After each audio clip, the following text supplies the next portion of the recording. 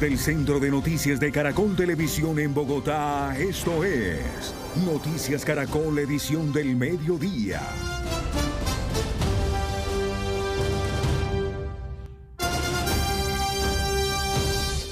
Muy buenas tardes y bienvenidos a esta emisión del mediodía de Noticias Caracol. Primero, la gente. La crisis en el sistema de salud cobró la vida de otro paciente y esta vez se trata de Kevin Arley Acosta, un niño de 7 años, quien según su mamá falleció después de esperar durante varias semanas que la nueva EPS le entregara un medicamento vital. Stephanie.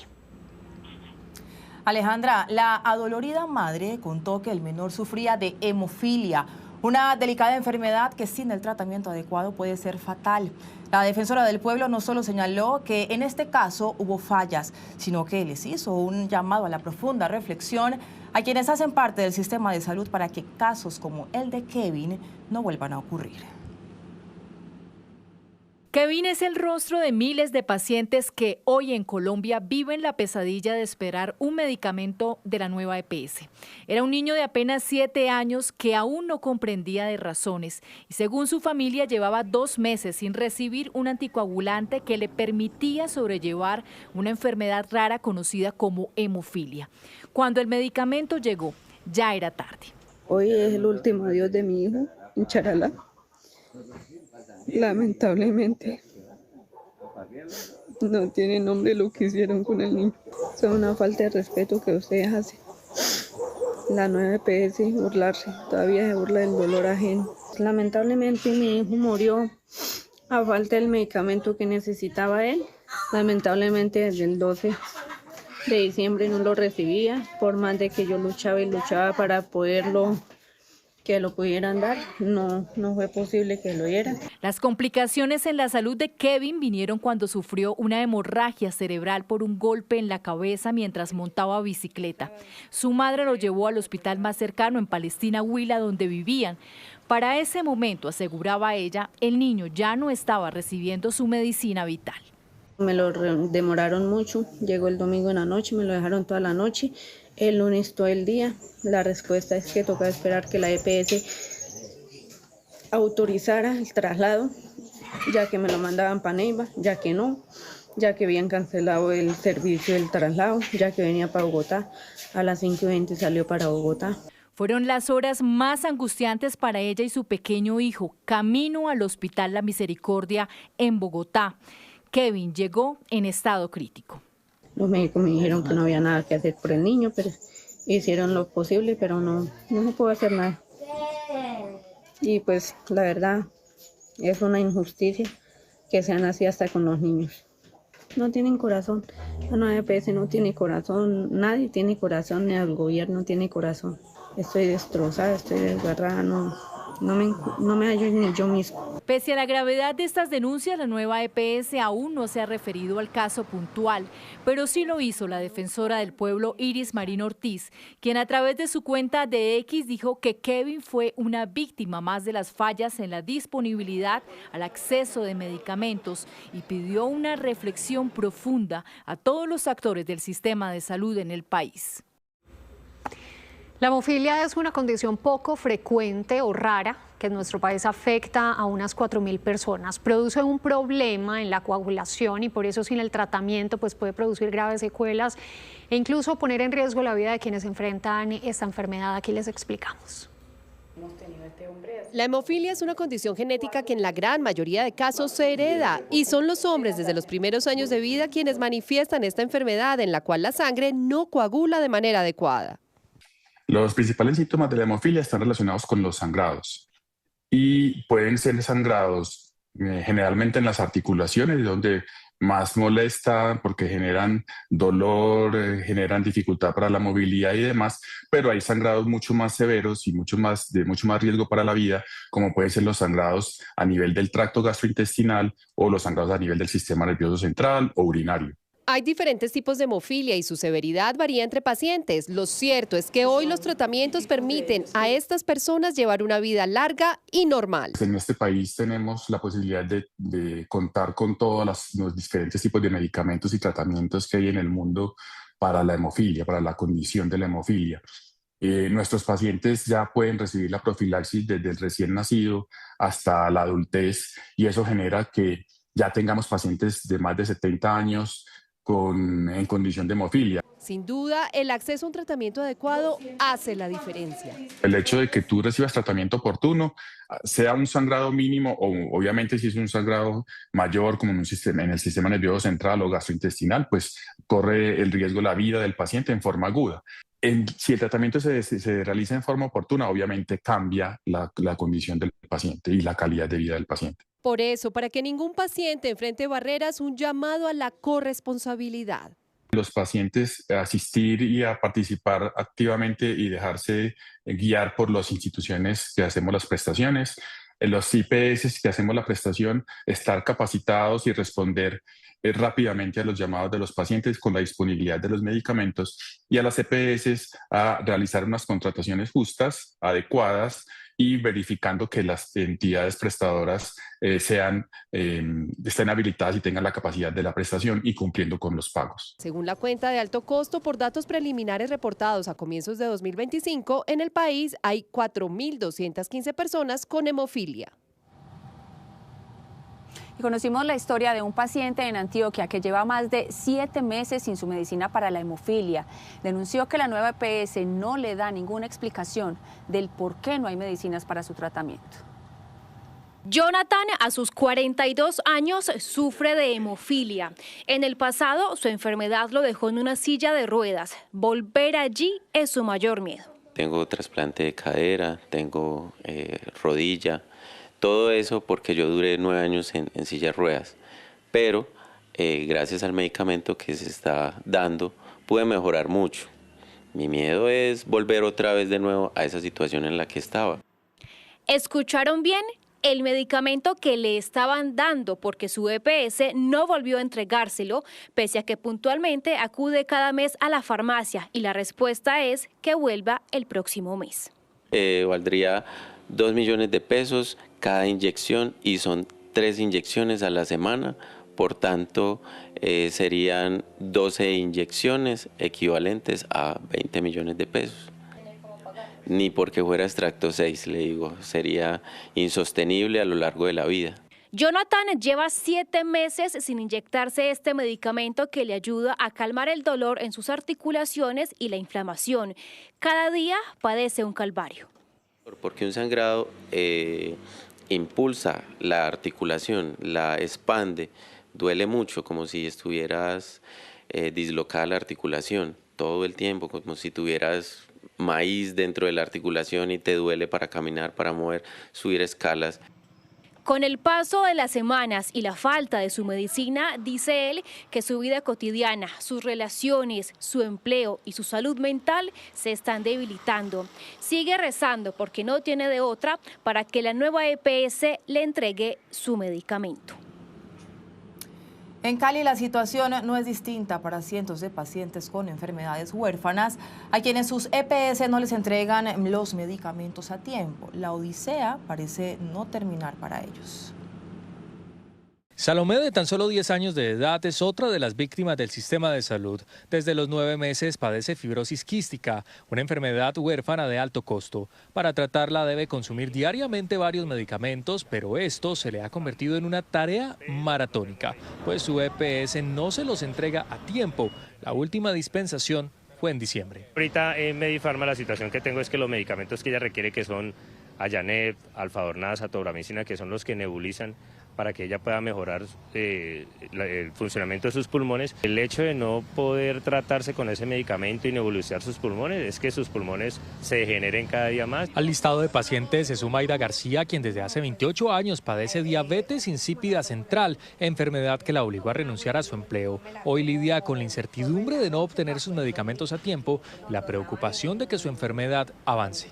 Los medicamentos hay veces me lo dan, otras veces no hay. Llego a la farmacia, me ha pasado varias veces que llego a la farmacia y las niñas que no lo encuentran, que dicen que no hay. Otra cosa, que yo no lo puedo conseguir en una droguería. Cuando no hay, me toca es racionar si tengo poquito, tomarme una pastilla al día, por la noche no. Según el Sistema de Vigilancia en Salud Pública, en el distrito de Cali, con corte al 2025, han sido notificados más de 8.500 casos de personas diagnosticadas con enfermedades huérfanas, de las cuales cerca del 30% son menores de 18 años. 12:42 minutos. Otra de las noticias del día es la reunión que avanza a esta hora para definir el futuro del salario mínimo, luego de que el Consejo de Estado suspendiera provisionalmente el aumento del 23% fijado a finales del año pasado. Saludamos a esta hora a María Fernanda Tarazona. María Fernanda, ¿quiénes asisten a ese encuentro y qué detalles se conocen de lo que está pasando allí?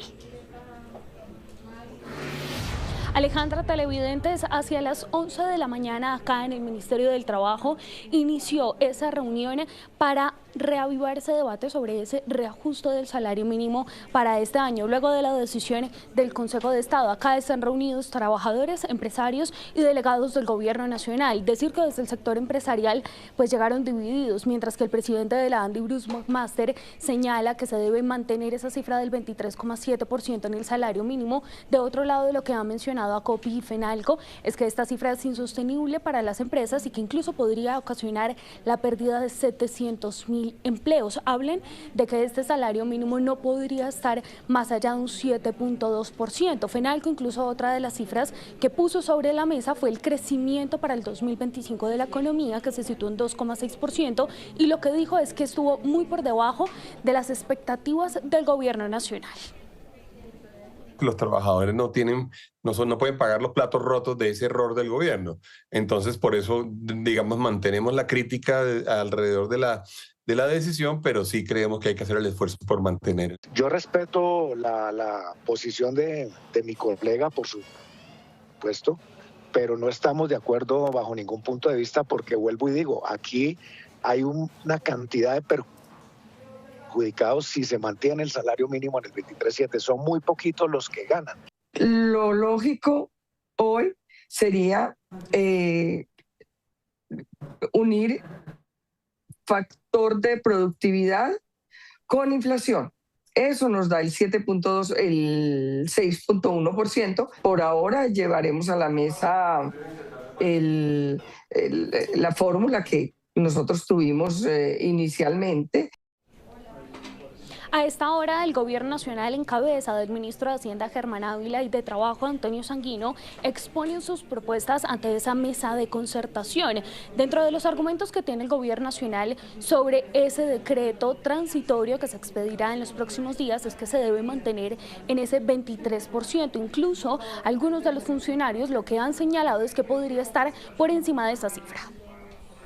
El pueblo trabajador... La tesis del gobierno es que el salario mínimo debe ser vital, es decir, suficiente para sostener las necesidades básicas a una familia, pero además que debe ser móvil, o sea, que fluctúe según las condiciones del país. ¿Móvil qué significa? Que si varían las condiciones, se varía también el salario por decreto. Debe mantener esa flexibilidad. Basados en esa tesis, el gobierno considera que el salario mínimo no puede ser reducido pese al auto del Consejo de Estado. Y esa es la propuesta que llevan hoy ante la Comisión de Concertación Salarial, que se reúne para atender las nuevas circunstancias creadas por el Consejo de Estado. Esperamos que de la sesión del día de hoy resulte un consenso que permita mantener el concepto de salario vital y atender el auto del Consejo de Estado. Inclusive, basados en que las condiciones económicas ya han variado desde diciembre, el presidente Petro insinuó que el salario mínimo vital debería subir de nuevo. Con las realidades económicas que desde el día que yo firmé sustentan que no nos equivocamos, pero que puede modificarse el salario vital decretado de acuerdo a las nuevas realidades económicas.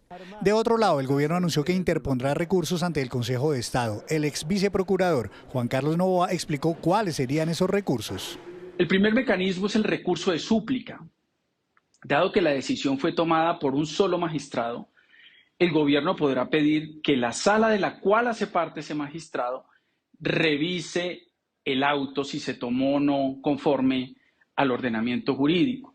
Y por último, como se ha anunciado por el gobierno, se podrá pedir alguna aclaración sobre puntos oscuros o vacíos legales que consideran tiene el auto de suspensión provisional. Así las cosas, por ahora no hay ninguna certeza sobre cuándo el país tendrá un fallo definitivo del Consejo de Estado sobre el salario mínimo. A esta hora continúa entonces la reunión acá en el Ministerio del Trabajo, trabajadores, empresarios y también delegados del Gobierno Nacional. Les estaremos contando si finalmente llegan a un acuerdo o si por lo contrario se extenderá esta mesa de concertación. María Fernanda, gracias. Volvemos entonces con usted en cualquier momento. 12 del día, 47 minutos. El exdirector de Planeación Nacional del actual gobierno, Jorge Iván González, lanzó duras críticas al aumento salarial del 23% decretado por el presidente Petro, pero considera que el reciente auto del Consejo de Estado podría terminar desajustando más la economía. Laura Rojas, ¿de qué se trata ese anuncio?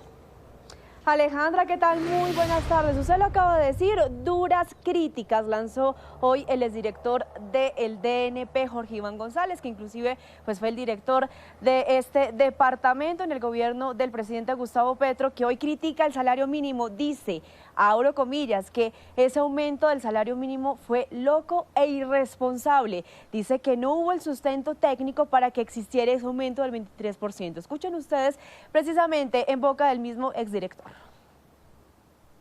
Da cualquier cosa, entonces lo que quiero decir es, primero, por sentido común, creo que este aumento es loco y irresponsable. Pues bien, ahí escuchaban ustedes al exdirector de Planeación Nacional que decía pues que este aumento no tuvo esos sustentos técnicos. También pues se puso sobre la mesa precisamente ese aumento del salario mínimo por la reciente decisión del Consejo de Estado, que además de eso también lo critica. Dice que los empresarios son los principales golpeados. Esto fue lo que dijo. Con la decisión del Consejo de Estado que han dicho los empresarios, pues ya nos descuadraron, no nos descuadren más. Mejor dejemos como estamos.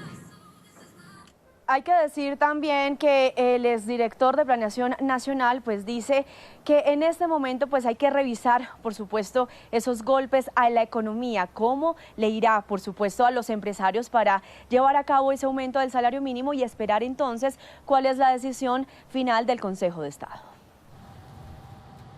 Sí, Laura, gracias. Y también los candidatos que van directo a primera vuelta presidencial se pronunciaron sobre el salario mínimo vital. Entregaron su visión sobre lo que debe pasar.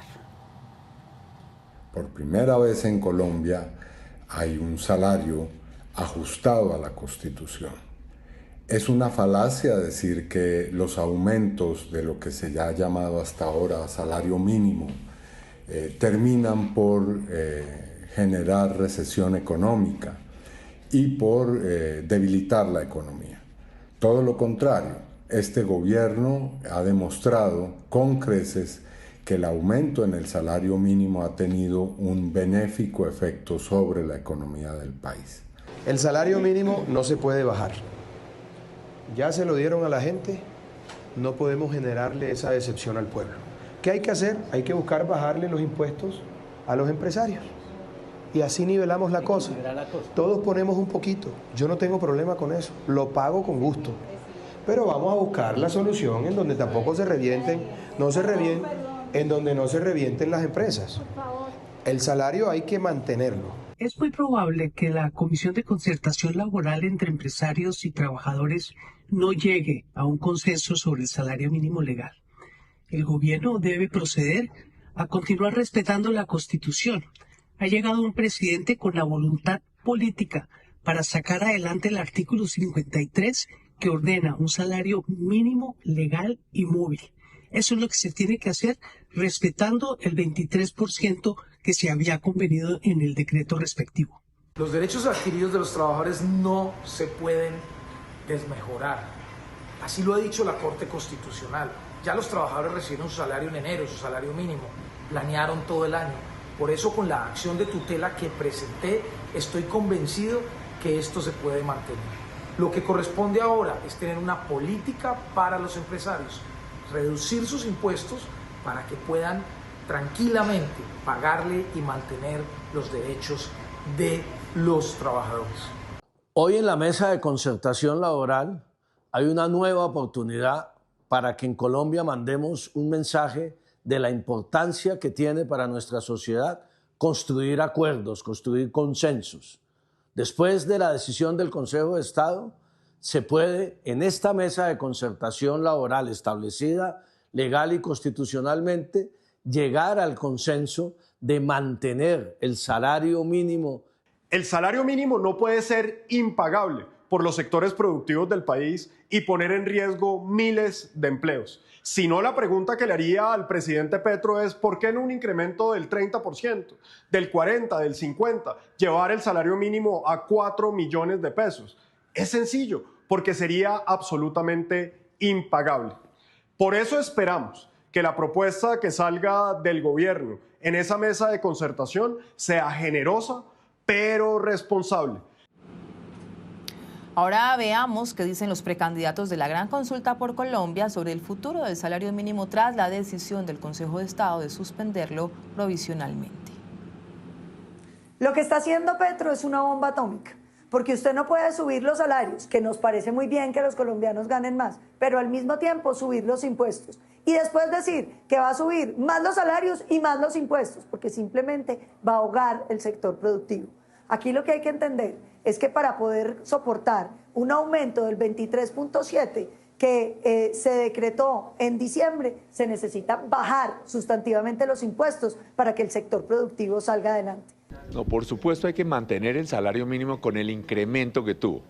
Pero la verdadera manera de lograr que la gente gane mucho más no es esa, sino todos los países andaban subiendo el salario mínimo todos los años en 100%. Es lograr que haya más inversión privada. Y entonces, si se invierte en un bulldozer, la gente produce más que con pico y pala y gana más operando el bulldozer. Y eso es lo que hay que hacer por todo Colombia. Progreso de verdad, para que no se sigan yendo los colombianos al exterior. Por eso el Consejo de Estado ha sido cuidadoso en pedirle a Petro que expida un nuevo decreto que rápidamente va a volver a poner el salario mínimo en 2 millones de pesos y evaluar con tranquilidad si verdaderamente la tarea se hizo bien. Nada más. Sin embargo, si Petro observaba que le tumbaban el salario mínimo o no se lo tumbaban, siempre iba a ganar, porque la polémica está en este momento en discusión. Me sostengo, hay que mantener el aumento del 23.7% al salario mínimo de los trabajadores. A los empresarios les digo, cuando yo sea presidente, vamos a bajar impuestos, a tener incentivos y a crear 2 millones de empleos formales. Solamente a los trabajadores disfruten el aumento del salario mínimo. El salario mínimo se debe mantener. Lo que pasa es que hay que hacerlo viable y posible. Se hizo a las patadas, hay que hacerlo bien hecho. ¿Qué se necesita? Que los empleadores se les baje la carga en materia de impuestos. ¿Qué propongo yo?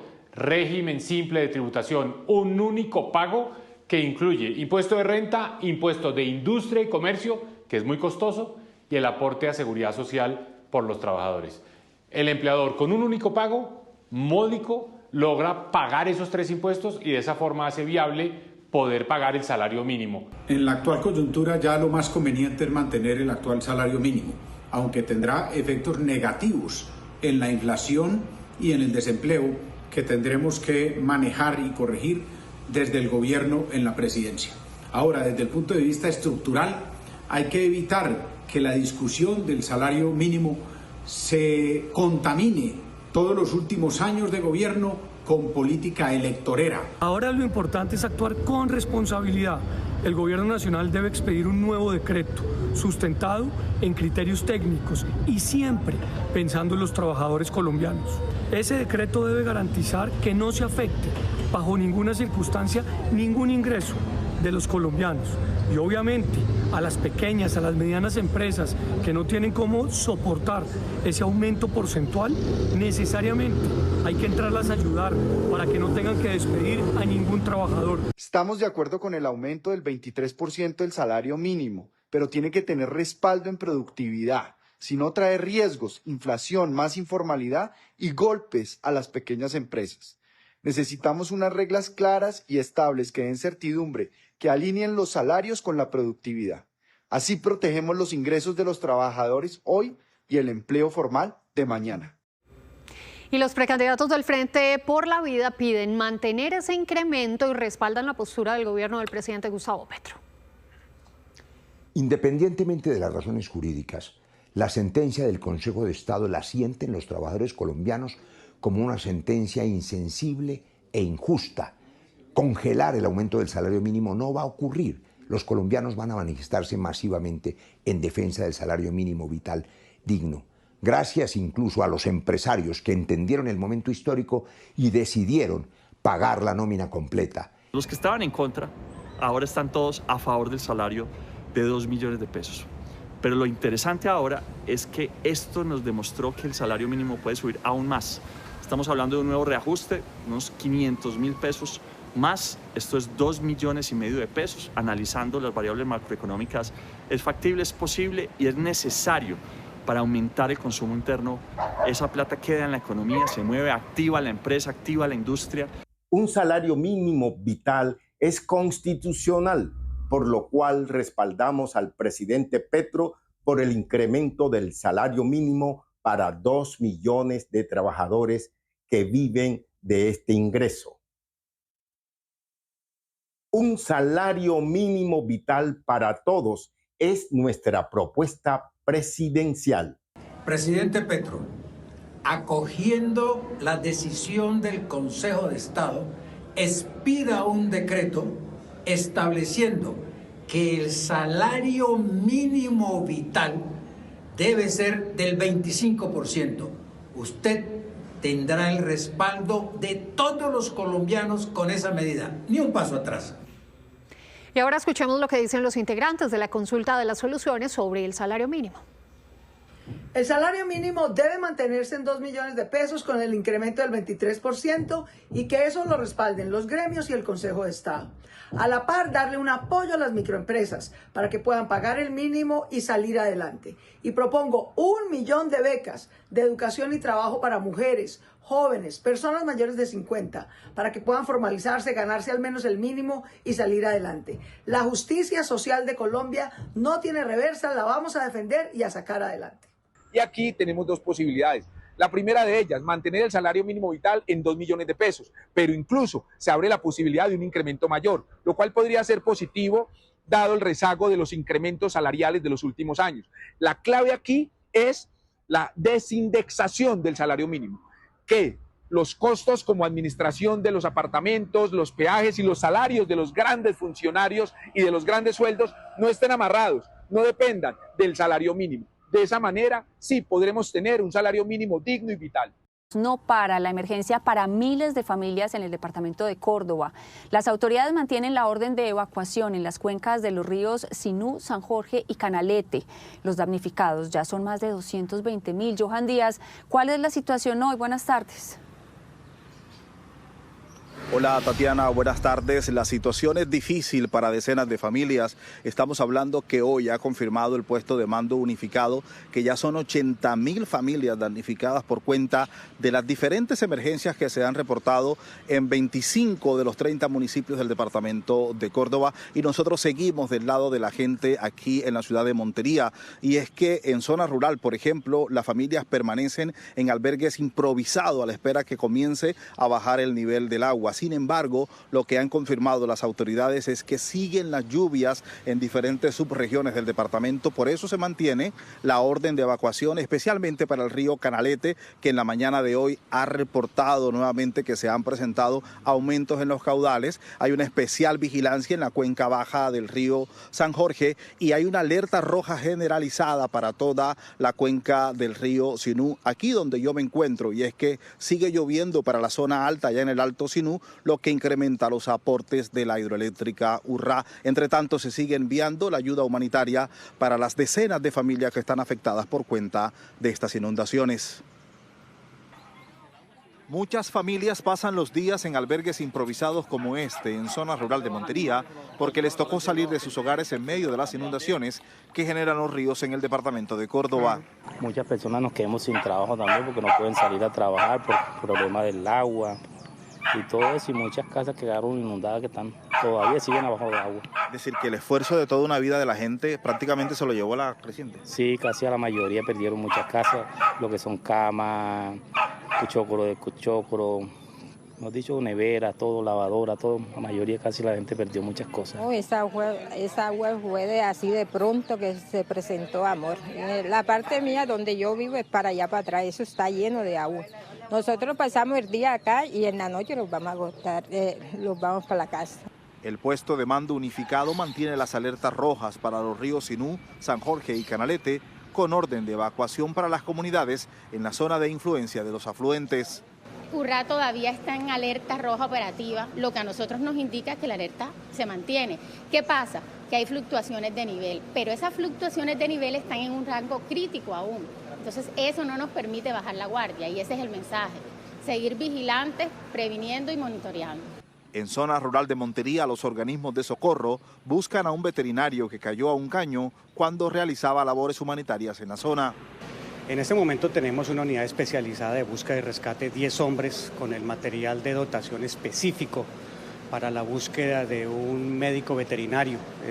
Estamos sobre la vereda Costa Rica, de acá del municipio de Montería, haciendo la búsqueda de este señor que ya lleva hoy 3 días desaparecido. Y lo estamos haciendo en compañía de las otras entidades del sistema nacional. Estamos con la policía, la armada, con los bomberos, con la defensa civil haciendo este proceso de búsqueda en este municipio. Las inundaciones dejan más de 220.000 personas damnificadas en el departamento de Córdoba y unas 16.000 personas están albergadas fuera de sus hogares. Las imágenes que ustedes observan hacen parte de un recorrido que hemos hecho para verificar la situación actual. Montería tiene aproximadamente unos 13 barrios bajo el agua y más de 36.000 hectáreas de zonas productivas que están completamente anegadas. Pero la situación no solamente afecta al departamento de Córdoba. En lo que tiene que ver con la Mojana Sucreña hay máxima alerta porque los altos niveles de los ríos Cauca y San Jorge están ocasionando el desbordamiento de varios caños y ya genera las primeras emergencias en la zona. En la subregión de La Mojana, en el departamento de Sucre, se mantiene la alerta roja por el aumento del caudal de los ríos San Jorge, Cauca y el desbordamiento del caño Rabón, situación que aumentó las inundaciones en este sector del Caribe. Tenemos ya 4 años de estar con esta situación y entre más baja, otra vez sube más y ahorita está subiendo otra vez. Estamos mal, no hacemos cosechas de nada porque no tenemos tierra seca. Todas, unos turritos, unos cambuches donde lo podamos tener. Nosotros aquí no tenemos descanso porque es que nosotros el agua que evacúa por San Matías se nos ha venido aquí por el boquete de los arrastres.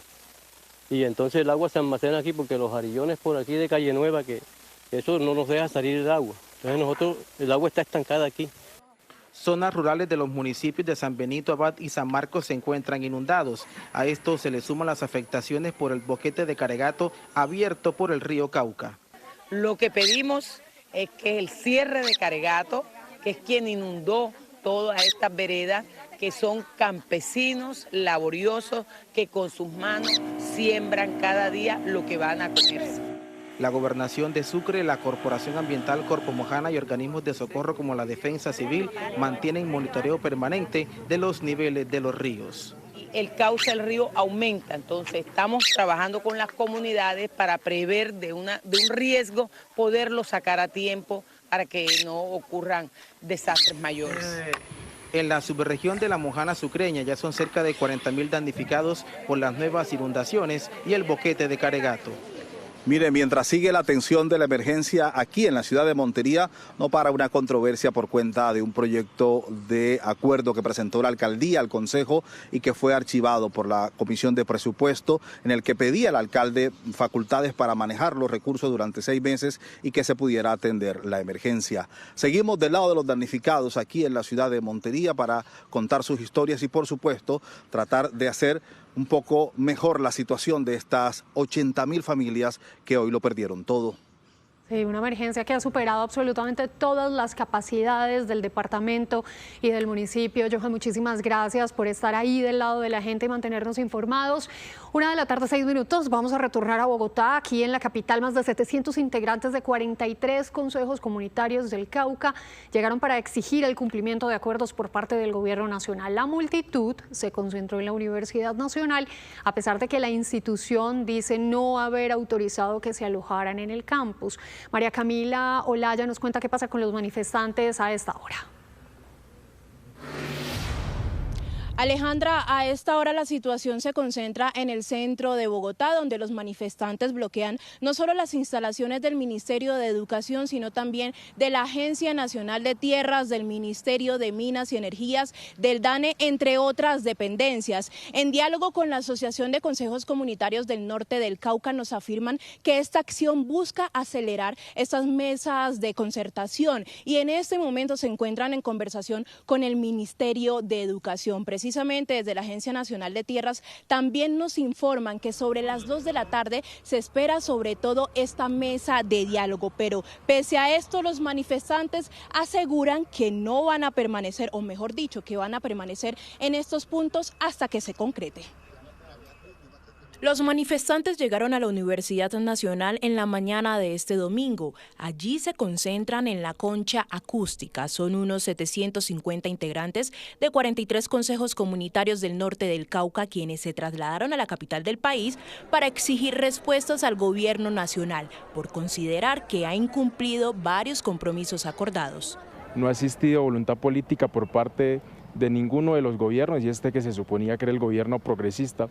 Entonces eso nos obliga a salir de los territorios donde estamos confinados, donde la violencia no cesa y pues esperamos que las respuestas de algunos temas que no necesitan se puedan acordar y ejecutar. Por su parte, la vicerrectora de la Universidad Nacional señaló que la institución no autorizó que estas comunidades se instalaran en el campus, pues afirma que no existen condiciones para albergar a un número tan alto de personas. Nosotros no recibimos solicitud hasta el día del sábado. El sábado en la tarde un grupo de lideresas expresaron de manera verbal la solicitud. Nosotros manifestamos que el campus no tiene las condiciones logísticas adecuadas para albergar un número pues, tan alto de personas.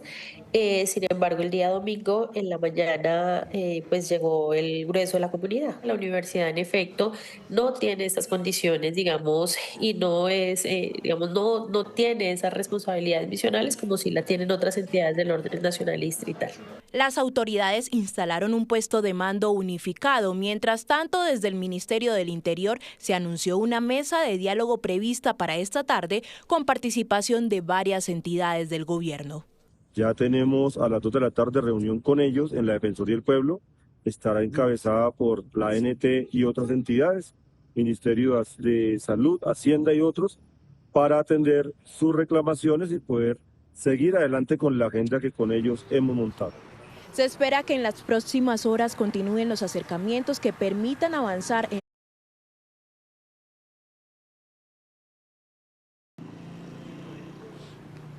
Y mire, el gobierno nacional asegura que mantiene la disposición al diálogo y sobre todo a la concertación de las peticiones de estas comunidades. Pese a esto, recordamos que a esta hora se encuentran bloqueadas las instalaciones de los ministerios de Educación, Minas y Energías, la Agencia Nacional de Tierras y el DANE. Camila, gracias. En otras noticias, Caracol del Día, la Fiscalía adelanta una indagación por presuntas irregularidades en pago de prima de mitad de año a profesores a nivel nacional. La suma desembolsada por este concepto supera los 450.000 millones de pesos. El ministro de Educación apareció hoy para respaldar la investigación que hace la Fiscalía por supuestas irregularidades en el pago de un poco más de 260.000 millones de pesos en el concepto de prima para 2024 y 2025 a maestros pensionados. Contra el ministro de Educación también se compulsaron copias del proceso para que se investigue su actuación en este caso, aunque él negó la participación en el mismo. Le ha advertido en esas mesas jurídicas a la fiduprevisora que esos pagos no pueden realizarse. Existen las actas y aún así la fiduprevisora ha insistido en hacer ese tipo de pagos. Aquí en estas instalaciones yo he tenido que aguantar al magisterio haciendo manifestaciones, bloqueándome las salidas y las entradas porque nosotros no autorizamos esos giros. Los recursos sobre los que hay sospecha de irregularidad corresponden al 56,8% de los pagos realizados por fuera de la fecha o por pago a maestros que no tenían derecho a la misma. En la auditoría por el proceso, el Fondo del Magisterio dice que también se identificaron pagos a personas con pensión gracia o doble pensión vinculadas por fuera del rango establecido, pero que además consiguieron la pensión por fuera de los límites constitucionales. El caso ya estaba en conocimiento del Gobierno Nacional. El presidente Petro lo dijo en su más reciente Consejo de Ministros el 12 de febrero. Hay unos anillos de corrupción de abogados poco éticos y magistrados en varios terrenos del derecho. Ese mismo día, antes de estallar el escándalo, el presidente de FECODE hizo un llamado a los educadores a realizar el cobro de la prima. La federación hoy es enfática en señalar que el mensaje fue difundido haciendo énfasis en reclamar por vía directa, es decir, sin intermediación de abogados. Defenderemos el derecho a la prima de mitad de año. No aceptamos la negación por parte de la jurídica del Ministerio de Educación. Hoy se espera una reunión entre el Fondo de Maestros y FECODE.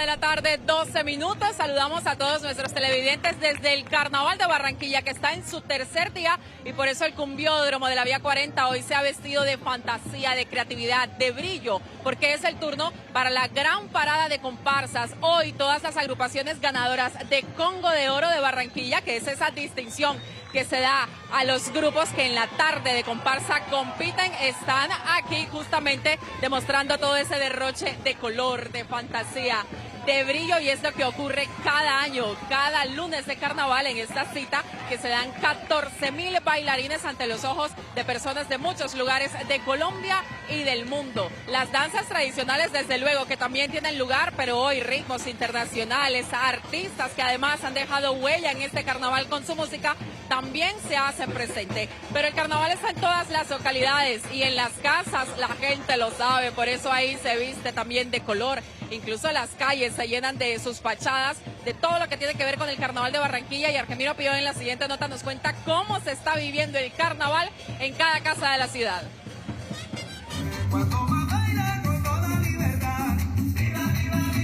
Con coloridos disfraces, vecinos del barrio Los Olivos, en el suroccidente de Barranquilla, celebran el lunes de carnaval. La gente ha sido un fuerte apoyo para nuestra reina, y entonces estamos todos demasiado felices. Así que a vivir el lunes de carnaval con la reina.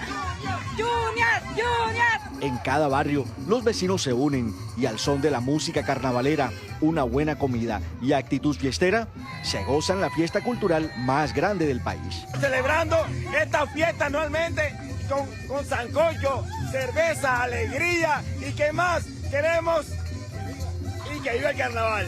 Gente de todas las edades disfruta del lunes de carnaval. Desde aquí de nuestro barrio Los Olivos estamos festejando lunes de carnaval. ¡Que viva el carnaval! En cada calle se arma una comparsa que se toma las casas y las calles en los barrios. Bueno, invitar a todos los vecinos que se sigan acercando, porque hemos tenido todo el apoyo de ellos hasta el momento, gracias a Dios. La rumba hoy comienza con la coronación de las reinas populares y luego sigue en todos los barrios de la ciudad.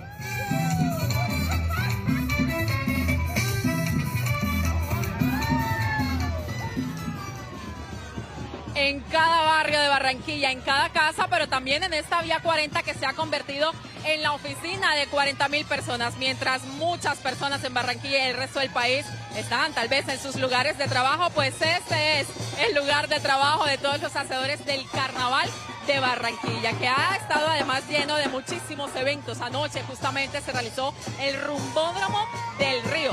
No habíamos visto nunca a un artista como Juanes en este carnaval, y justamente anoche pudimos disfrutarlo junto a otros como Silvestre, Dangond y muchos más. Esto fue lo que se vivió anoche en el Rumbódromo del Río.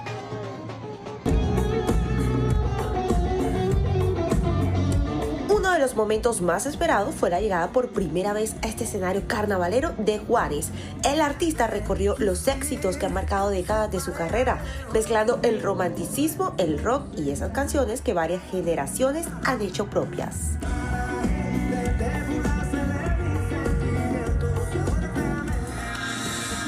La salsa también tuvo un lugar protagónico con Tito Nieves, cuya voz potente y repertorio cargado de historia pusieron a bailar a la multitud.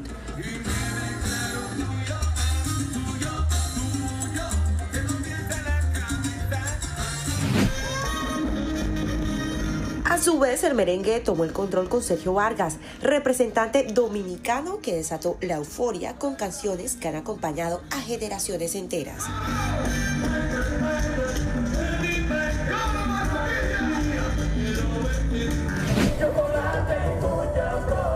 El sentimiento vallenato llegó de la mano de Silvestre Dangond,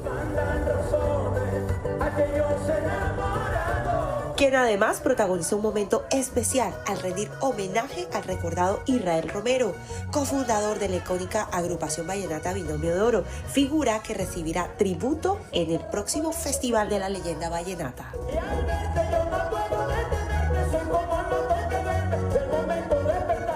Con asistencia masiva, luces, puesta en escena y artistas de talla internacional, el Rumbódromo vivió una jornada inolvidable a la altura de un carnaval que sigue demostrando su poder de convocatoria y su capacidad de unir al mundo alrededor del ritmo, la tradición y la alegría.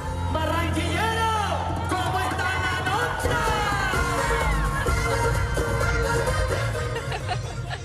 Esta es la alegría del carnaval, con una capacidad impresionante de movilización social, y es justamente esa alegría lo que la UNESCO ha declarado como Patrimonio Oral e Inmaterial de la Humanidad hace 23 años. Alegría, además, que contagia al público de muchos lugares del mundo, esperando que todos aquellos que no han venido a gozar un carnaval, como usted, mi querida Alejandra, pueda venir el próximo 2027, porque quien lo vive es quien lo goza.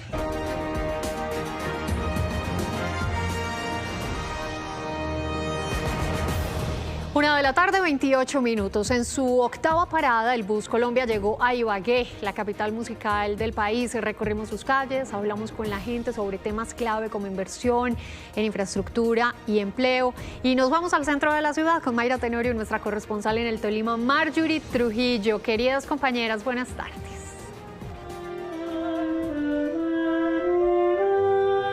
Muy buenas tardes para todos. Ibagué nos recibe con esto, con su música, con su tradición y su historia en estas cuerdas y en estos jóvenes que arrancan este camino.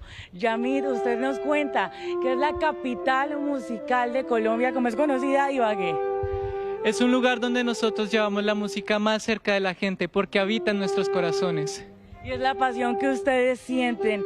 Dicen que estar en Ibagué es encontrar en cada esquina al menos algún instrumento musical. Y me encuentro con la corresponsal de esta tierra, de estas calles, Marjorie Trujillo. Mayra, Colombia, bienvenidos a la capital musical de Colombia. De fondo, el bunde tolimense. Esta es la tierra de la lechona, del tamal, del folclor. Y precisamente, hablando de folclor y de música, usted se fue a buscar y a comprobar si esta verdad es la capital musical de Colombia. ¿Qué encontró, Mayra? Vimos una ciudad de contrastes, el músico que se la rebusca todos los días en las calles, pero también esas escuelas que intentan seguir con este talento, pero vea, falta plata. Sí, señora.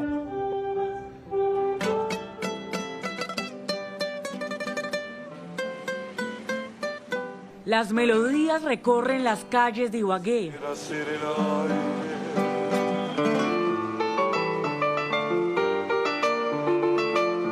En las esquinas, la música resiste, se toca pero también se sobrevive.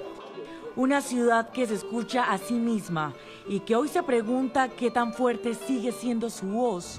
En Ibagué la música toca a la puerta desde temprano. Así lo escribe su historia y lo relatan los jóvenes que siguen creyendo en este arte. Dos hermanas espinalunas, nacidas en una familia netamente musical, abrigadas por la tradición, por el folclor, gracias al abuelo y bueno, a toda la familia, amantes de nuestra música andina colombiana.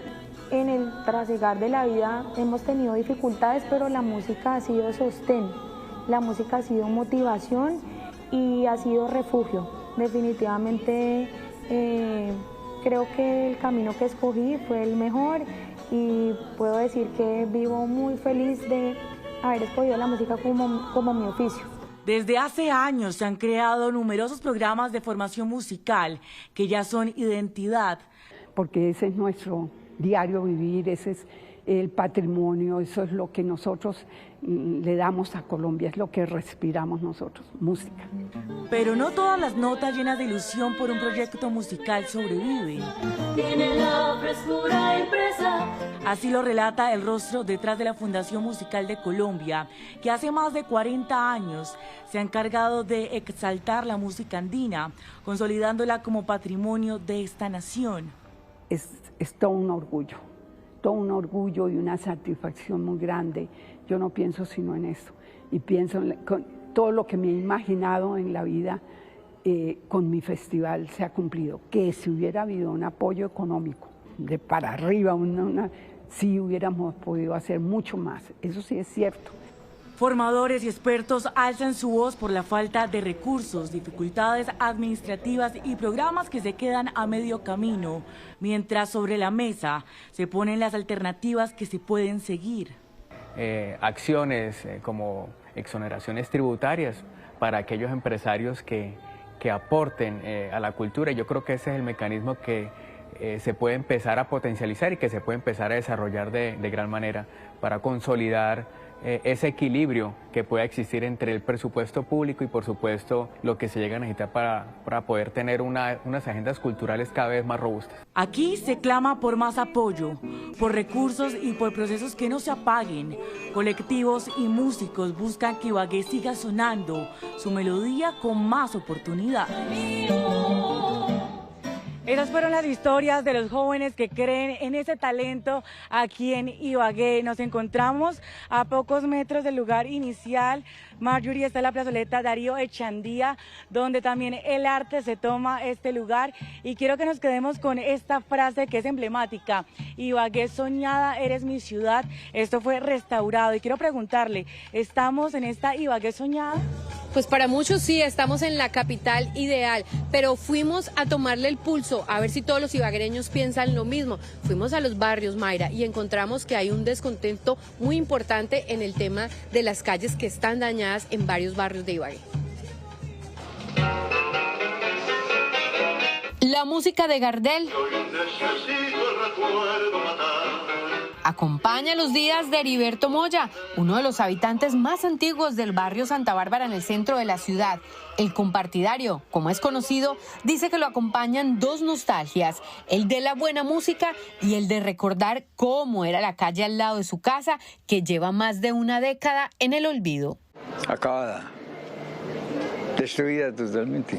No casi ni peatonal, porque por ahí baja ya poca gente, porque ahí se ha caído mucha gente y se ha lastimado. Mientras hablábamos con don Heriberto, la realidad se puso ante nuestras cámaras. Dos mujeres adultas mayores que no conocían otro camino se arriesgaban a descender por la calle.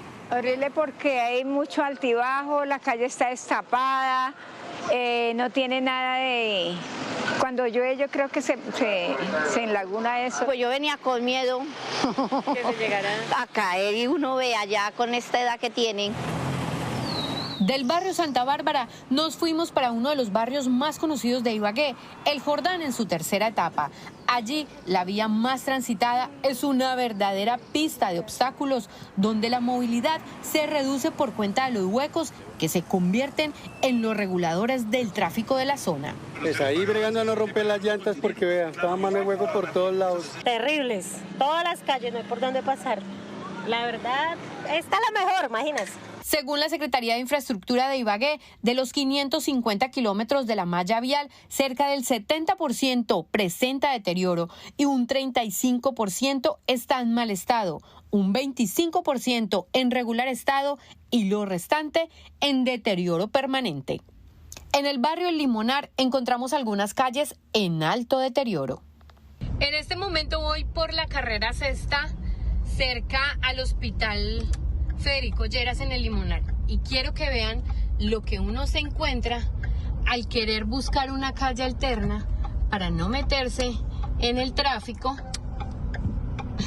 y toca andar con mucho cuidado para no caer en uno de estos huecos que llevan, muchos de ellos, años en esta situación. Este barrio, por su ubicación cerca a la calle 60, se ha convertido en uno de los más comerciales, pero el estado de las calles tiene desmoralizados a sus habitantes. Está mejor porque pasan los carretilleros y echan escombros acá. De resto, se hacen unos huecos muy profundos acá, pero pasan gente con escombros y lo echan ahí, nada más.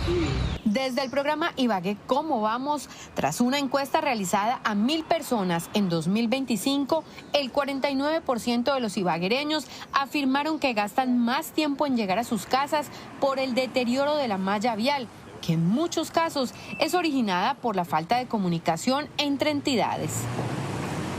Y precisamente para saldar esa deuda histórica que estas entidades tienen con la ciudad, desde la alcaldía anunciaron que ejecutarán 30.000 millones de pesos para pavimentar más de 200 cuadras en las 13 comunas de Ibagué antes de finalizar el 2026.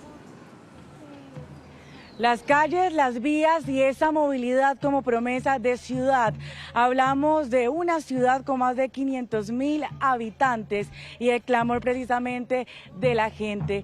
Pero seguimos hablando de esos territorios que están cercanos a esta Ibagué. Nos vamos para Neiva, a esa pasada Tolima grande que también tiene diferentes costumbres, tradiciones que se enmarcan también con lo que es esta ciudad. Allí está el clamor del pueblo también con Belsi. Nos vamos con nuestra corresponsal en esa zona que nos cuenta qué dicen los ciudadanos. Hola, buenas tardes. Así es, fuimos a las calles, hablamos con los huilenses, los escuchamos y nos hablaron de esas necesidades sentidas para este departamento. Dentro de estas, la seguridad, el acceso al empleo formal, condiciones dignas también para acceder a la salud, entre otras. Esperan que quienes busquen ser elegidos como sus representantes se apersonen de estas mismas y traigan soluciones a esta región. El departamento del Huila cuenta con aproximadamente 1.120.000 habitantes, distribuidos en 37 municipios. Localidades como Neiva, Pitalito y Garzón figuran entre las más afectadas por los robos y asaltos a mano armada, una problemática que impacta de manera directa a sus habitantes. Es el caso de Sebastián, quien se convirtió en una nueva víctima de este flagelo que sigue golpeando a la ciudadanía. Llegaron dos tipos en moto y uno de ellos se baja, hicimos forcejeo, me rapa la cangurera, en lo que se me llevaron el teléfono celular, 400.000 pesos, los documentos personales y unas joyas que tenía ahí. No se trata solo de una percepción. La zozobra es una constante entre los huilenses, quienes temen no solo ser víctimas de hurtos, sino de resultar heridos o inclusive perder la vida al momento de ser atacados por los delincuentes en espacios públicos. Falta seguridad. ¿Por qué? Porque hay mucho rata suelto por ahí. Es una ciudad más o menos segura, porque en toda parte hay delincuencia, hay muchas cosas que hay que arreglar. El hurto se ha convertido en un delito recurrente en varios municipios del departamento, lo que afecta a la tranquilidad de la población. Para el año 2025 se registraron 595 capturas a estos delincuentes y se incautaron 504 armas de fuego. A este complejo panorama se suma otro factor que agrava la situación, la presencia de grupos armados ilegales en algunas zonas, un fenómeno que sigue generando alerta entre las autoridades y la comunidad. Tenemos una situación compleja en el departamento del Huila por la presencia de grupos armados ilegales que delinquen en sectores aquí limítrofes del departamento, grupos de disidencia de las FARC como las de Calarcá, las de Mordisco, la Segunda Marquetalia, los comandos de frontera y por supuesto que también la delincuencia común. Pese a las acciones adelantadas por los gobiernos locales y departamental, estas estructuras se expanden por varias regiones del departamento. En el año 2025 fueron ejecutadas 205 operaciones estratégicas y tácticas, además de 13 combates directos sobre esas estructuras criminales. 165 operaciones donde estuvieron contra el GAOR y 40 operaciones urbanas contra la delincuencia. En medio de este contexto, también se presenta otro delito de alto impacto, la extorsión. Solo en el año 2025 se registraron cerca de 5.000 capturas relacionadas con este flagelo, del cual han sido víctimas empresarios, comerciantes, transportadores y productores agrarios. A pesar de que las estadísticas nos indiquen, comparando 2024 con 2025, que hemos tenido una reducción estadísticamente en el mismo, pues encontramos que nuestros empresarios siguen siendo extorsionados. Los huilenses coinciden en que su mayor preocupación es la inseguridad generada por los grupos armados ilegales y la delincuencia común. A esto se suman otras demandas también prioritarias, como el acceso a empleo formal, el mejoramiento de la red vial y un sistema de salud que garantice una atención digna y oportuna. Belsi, preocupaciones en seguridad, como lo han dicho las autoridades, sobre la presencia de las disidencias de las FARC en el sur del departamento, pero también a este Tolima grande lo une la música, el bambuco, con jóvenes precisamente, Mayra. Y son estos rostros que nos hablaron sobre lo que es salir adelante, el arte, el talento. Dana, ¿se puede vivir de esto que ustedes hacen? Claro que sí, son nuestras raíces, nuestra cultura. Poder aprender y saber demostrar todas nuestras capacidades, aprovechar las oportunidades. La pasión que corre por sus venas, según nos cuentan, hablamos con los jóvenes, quienes nos relataron esta cara de Ibagué, lo que se necesita y las oportunidades que hay en esta ciudad. Por años, este coliseo que ustedes ven a mi costado fue esperado por la gente. Muchos aquí en Ibagué se preguntaban, venga, ¿será que se iban a entregar esto en medio de lo que fueron retrasos y promesas? Hoy hay que decir que este Coliseo Mayor de la ciudad se presenta como un símbolo del deporte, de la cultura, y es por ellos. Se han apropiado de este lugar que hoy representa oportunidades, pero como hablamos de estos caminos, también hay que hablar de qué retos en este momento hay para ustedes en esta ciudad. Bueno, tenemos una gran serie de retos, entre ellos está el mejoramiento de las vías, de la infraestructura y además de esto, de la parte de la educación. Ibagué es una tierra pujante que además de eso también nos da otras oportunidades, no solamente para los jóvenes de la ciudad, sino también para los jóvenes del campo. Sebastián. Un reto que tenemos acá en la ciudad es el acceso a la empleabilidad, al acceso al emprendimiento. Creo que nosotros los jóvenes tenemos la fuerza para emprender, como yo tengo 19 años y ya estoy emprendiendo y ya estoy generando empleo, pero ha sido difícil el acceso y ha sido difícil que nosotros podamos acceder a estos espacios. Usted está en el deporte, en este grupo de natación. ¿Qué retos ve en este momento aquí en Ibagué? Siento que las cosas se están haciendo muy bien por parte del deporte, a mí me está gustando cómo están haciendo las cosas, pero externamente sí me gustaría que se mejorara un poco la visibilidad de la cultura y quizás la conciencia o la forma de ver las cosas de las personas y así se mejore la convivencia entre todos. Uno de los retos que tiene también la ciudad, además de los que ya han mencionado mis compañeros, son los temas de seguridad con los jóvenes y las mujeres de la ciudad. Es importante que la ciudad potencie temas de seguridad para brindarle seguridad a las estudiantes que salen tarde de la universidad o trabajadores que también salen tarde de la universidad. Y ese punto es muy importante porque según las encuestas en esta ciudad el 60% dice que es muy difícil emprender o conseguir empleo. Sí, asimismo, yo también creería que uno de los retos es abrir el campo laboral para jóvenes y estudiantes que pues están en busca de un sitio, un lugar para trabajar, empresa, digno y que les ayude a seguir como potenciando esas habilidades que tienen en el estudio. Y si hablamos de ese proyecto de vida, ¿ve el proyecto de vida en Ibagué frente a estos retos y oportunidades? Yo sí veo mi proyecto de vida en Ibagué. Me estoy formando como músico, entonces al ser la ciudad musical, pues me estoy formando en el conservatorio y me parece una institución increíble. Dentro de los retos yo creo que también está seguir preservando esa cultura y seguir llevando con orgullo esa ciudad musical. El talento por encima de todo, pero también, muchachos, hablamos de otros temas importantes como es la salud en todo el país y también el servicio a esta educación. ¿Qué tan complicado son estos servicios aquí en la ciudad? Tanto ustedes que lo viven en primera persona y también con sus padres, abuelos. Bueno, yo soy de la zona rural, de acá de la ciudad de Ibagué, y me parece que sí hay que fomentar y mejorar el tema del acceso a la educación de los jóvenes de la zona rural.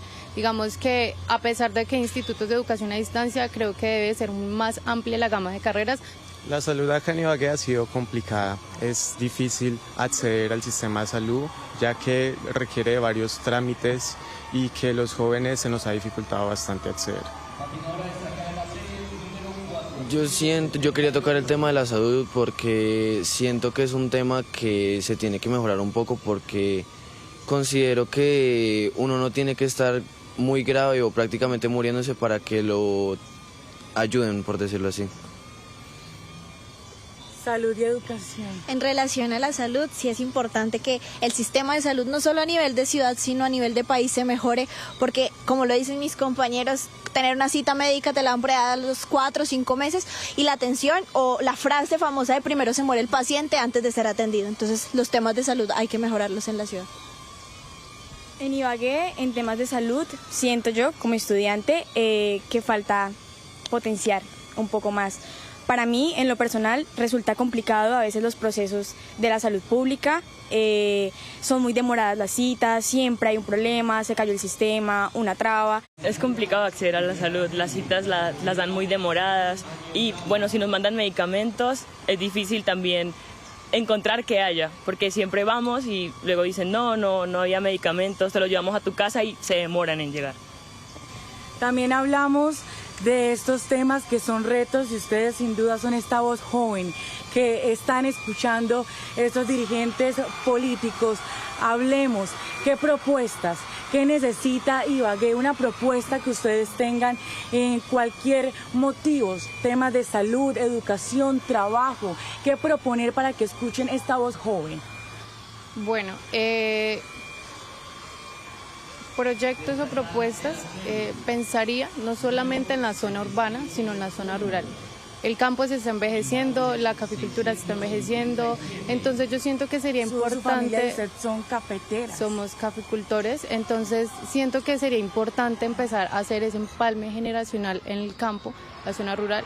Digamos que las personas que están en fincas son personas de alta edad, entonces yo creo que hay que empezar también a direccionarnos un poco a eso, porque el campo es una parte muy fundamental. Ibagué tiene una de las mejores universidades de Colombia. Ibagué tenemos la Universidad del Tolima, la Universidad de Ibagué, tenemos jóvenes formados, pero de nada sirve tener toda la formación y todos los talentos que tenemos los jóvenes de la ciudad si no podemos conseguir empleo, si no podemos emprender los que queremos emprender.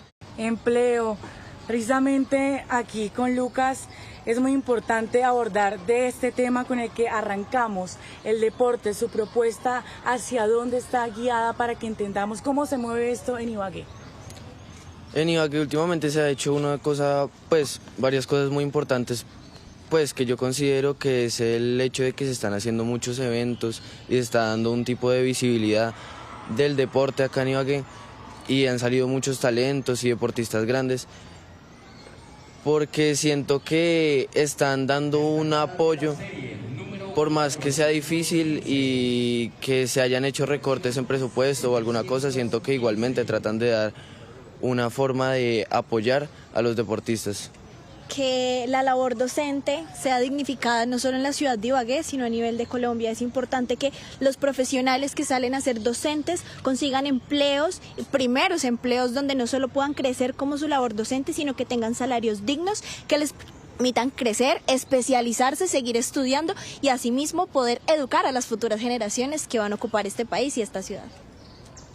En temas de propuestas, pues obviamente hay muchos nichos y muchos campos para abarcar que necesitan de atención, pero yo en lo personal siento que el tema de la seguridad, ¿sí? Nosotros pues estamos muy expuestos como estudiantes, muchos como foráneos, a la hora pues de acudir a la universidad, salir tarde, ¿sí? También hay que ver un poco el tema del transporte público porque pues también incide en esto y siento que el tema de la seguridad es muy importante, que nos sintamos protegidos, que nos sintamos seguros en nuestra ciudad para poder seguir desempeñando nuestras actividades diarias.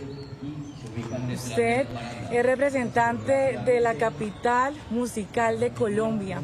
¿Qué se necesita? Lo hemos hablado por muchos años, pero ¿hacia dónde ve esto, la música? La música la veo como eso que va a transformar la sociedad. Nosotros en cualquier momento de nuestra vida escuchamos música para sentirnos alegres, difíciles, la música nos acompaña. Entonces veo que con la música podemos seguir llevando ese nombre de la capital musical muy alto. Y quisiera finalizar para que la gente dimensione qué es esta ciudad, qué significa Ibagué para ustedes, en una frase, en una palabra, cómo entender, cómo crece, cómo está esta ciudad. Bueno, para mí Ibagué es una ciudad llena de oportunidades. ¿Qué es Ibagué para usted? Para mí Ibagué es música, es tamales, lechona, es gastronomía. Para mí Ibagué es fuerza. Si una persona no conoce esta ciudad, ¿qué le diría? Ibagué es una ciudad llena de oportunidades. Siento que muchas personas pueden pensar en Ibagué es lo que yo necesito para darme a conocer o para hacer crecer lo que sea que yo esté haciendo, un negocio, mi cultura, que sea con la música, el deporte o lo que sea. Para mí Ibagué es cultura, unión, pero más que todo futuro. Para mí Ibagué es esperanza, es cultura y es que está llena de gente echada para adelante. Para mí Ibagué, aunque hablamos un poco de que está corto, digamos, en temas laborales, siento que es oportunidad, siento que Ibagué tiene mucho espacio para crecer, para seguir formando, para seguir desarrollando y avanzando. Siento que es eso, fuerza de nosotros como también jóvenes a la hora de querer seguir apostando por lo que deseamos, por lo que soñamos y pues poderlo aplicar en la ciudad, poderlo desarrollar dentro de ella. Para mí Ibagué es talento, cultura y tradición. Ibagué se refleja en estas palabras, en pujanza, en esta alegría y esperanza de los jóvenes, aquí en la capital musical de Colombia. Y seguimos hablando de Ibagué. Para entender estos temas de ciudad, nos encontramos a esta hora con un invitado muy importante, Carlos Salazar, director de Ibagué. ¿Cómo vamos, Marjorie? Comencemos a preguntar qué quieren, qué esperan los ibaguereños. Precisamente, y es que en épocas de elecciones empieza a ver uno a los políticos por todas las calles, los barrios, saludando. Hemos tenido representantes, senadores. Carlos, ¿qué les falta para que Ibagué se desarrolle más? Bueno, un saludo para todas las personas que nos acompañan en este momento. Lo más importante es que los líderes conozcan las necesidades de los habitantes de la ciudad de Ibagué, conozcan esas necesidades para que puedan atraer inversión a la ciudad, una inversión que necesita una inversión en infraestructura, un aeropuerto que funcione para la ciudad de Ibagué, una malla vial que funcione también, una infraestructura en servicios públicos, pero sobre todo el tema de la educación. Necesitamos ponerle la lupa al tema de la educación para que se le enseñe a los jóvenes lo que verdaderamente se necesita en los sectores de la economía de la ciudad. Carlos, hablemos del turismo, hablamos de soluciones y también esta ciudad tiene esa potencia, ese motor que se puede explotar, como dicen, para seguir adelante, para encontrar otro tipo de industrias. Bueno, primero que todo, Ibagué Ciudad Musical tiene una política de cultura que necesita implementarse, pero para implementarse necesitamos que el Consejo Municipal de la ciudad de Ibagué le haga seguimiento a esa implementación de la política de cultura. Y por otra parte necesitamos una agenda cultural que todo el año esté con eventos para que las personas que están en el sector tengan la oportunidad de trabajar. Y ese es un tema también para la ciudad de Ibagué que siempre ha sido crítico y es el trabajo, el mercado laboral de la ciudad de Ibagué, sobre todo para los jóvenes. Tenemos en este momento 108.000 jóvenes en edad de trabajar y un 17,2% de tasa de desocupación en los jóvenes. Fundamental entonces tener alineada la educación y tener alineados el mercado laboral de los jóvenes para que contribuyan a los sectores que pueden generar el desarrollo para la ciudad de Ibagué. Pues Carlos, ellos analizan Ibagué cómo vamos, pero nuestro compañero Camilo Rojas salió a las calles de la ciudad para saber qué tan fácil es emprender en la ciudad y si hay una cantidad suficiente de emprendedores y de apoyo en la capital musical de Colombia. El tejido empresarial en la ciudad de Ibagué cuenta con más de 34.000 empresas que emplean a más de 220.000 personas. Hoy, el Bus Colombia llegó hasta donde una de esas empresas que llena de orgullo a los ibaguereños.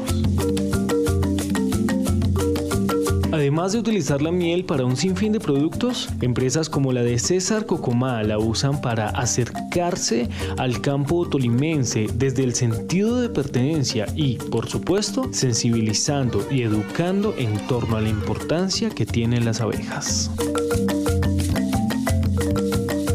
¿De dónde salió la idea de hacer cerveza con miel? Bueno, pues realmente no es que sea una idea propia, ¿no? Okay. Esto realmente es de los indígenas, de los ancestros, ¿sí? Tanto la cerveza de miel como el hidromiel, o más bien esos fermentos a partir de miel de abejas son de nuestros indígenas. Con la cerveza estamos sacando una cerveza que se llama Honey Rice, que es la unión entre el arroz, la miel, ¿cierto? Pero en este caso tiene un sentido muy importante, es que tenemos un movimiento que se llama Guardianes de Abejas.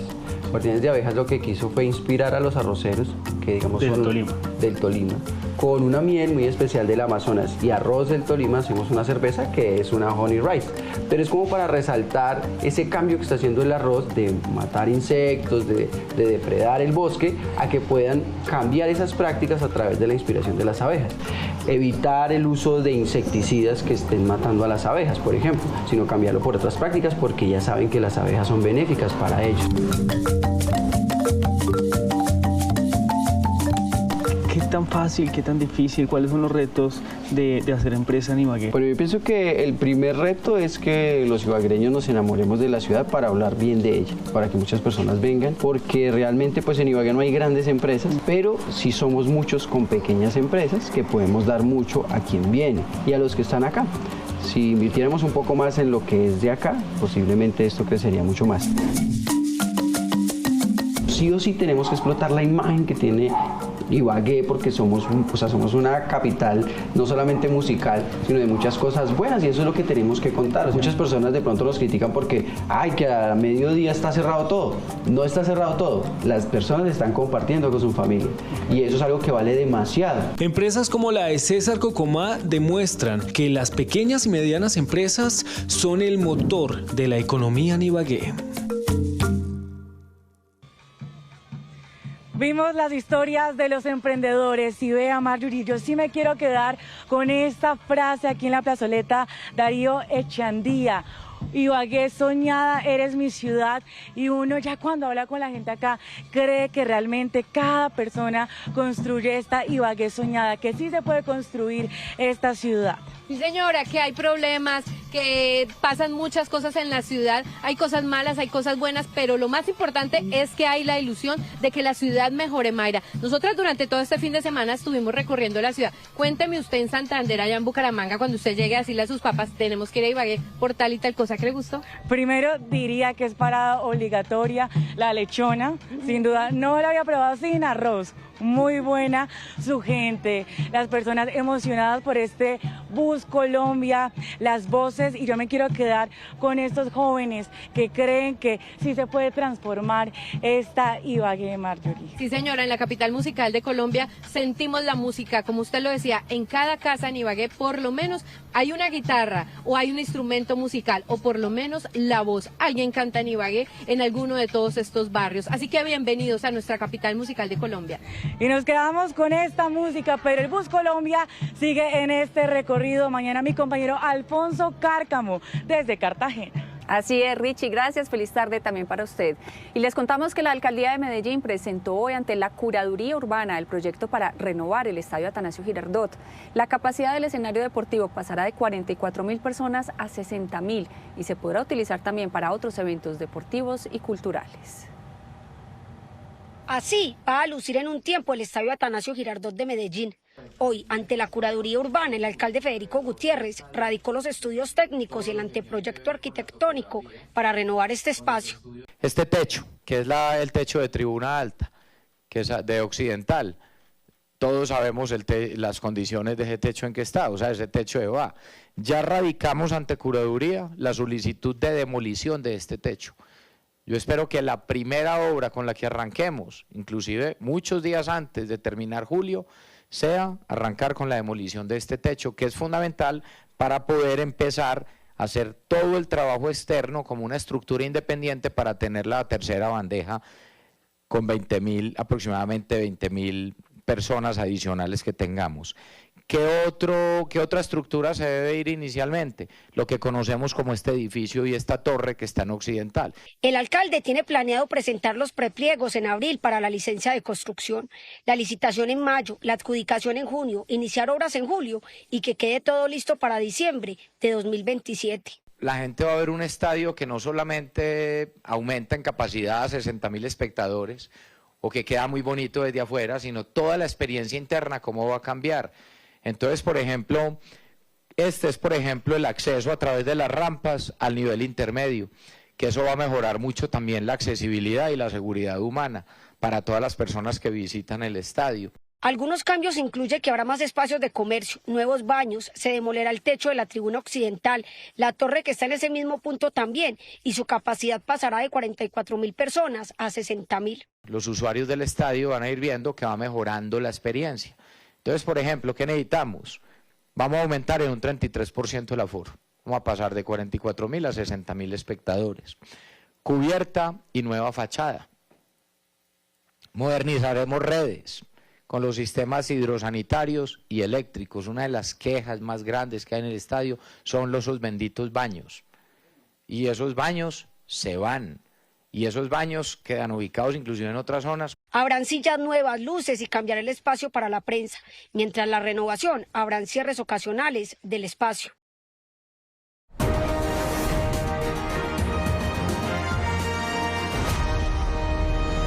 En Plaza Caracol hoy nos acompaña Estefanel Gutiérrez Pérez, un joven barranquillero que quiere llegar a la Cámara de Representantes con el aval del partido Cambio Radical. Bienvenido, candidato, y háblenos un poco de quién es usted para los televidentes. Bueno, un saludo a todos los televidentes y a mi gente del Atlántico. Yo soy Estefanel, el pelado del barrio, un defensor del derecho de soñar, un hijo de una madre comunitaria, hoy doctor en educación, un hombre que ha creído profundamente en el poder de la educación. Yo soy abogado, especialista en Derecho Constitucional, becado por el gobierno de los Estados Unidos, terminé una maestría en Derecho Internacional, becado por la Universidad de los Andes, terminé una maestría en Gerencia. Siempre digo que soy un soñador porque un día cerré mis ojos y cuando los abrí estaba trabajando para Naciones Unidas, becado por el Banco Interamericano de Desarrollo y un trabajador por Barranquilla y el Atlántico.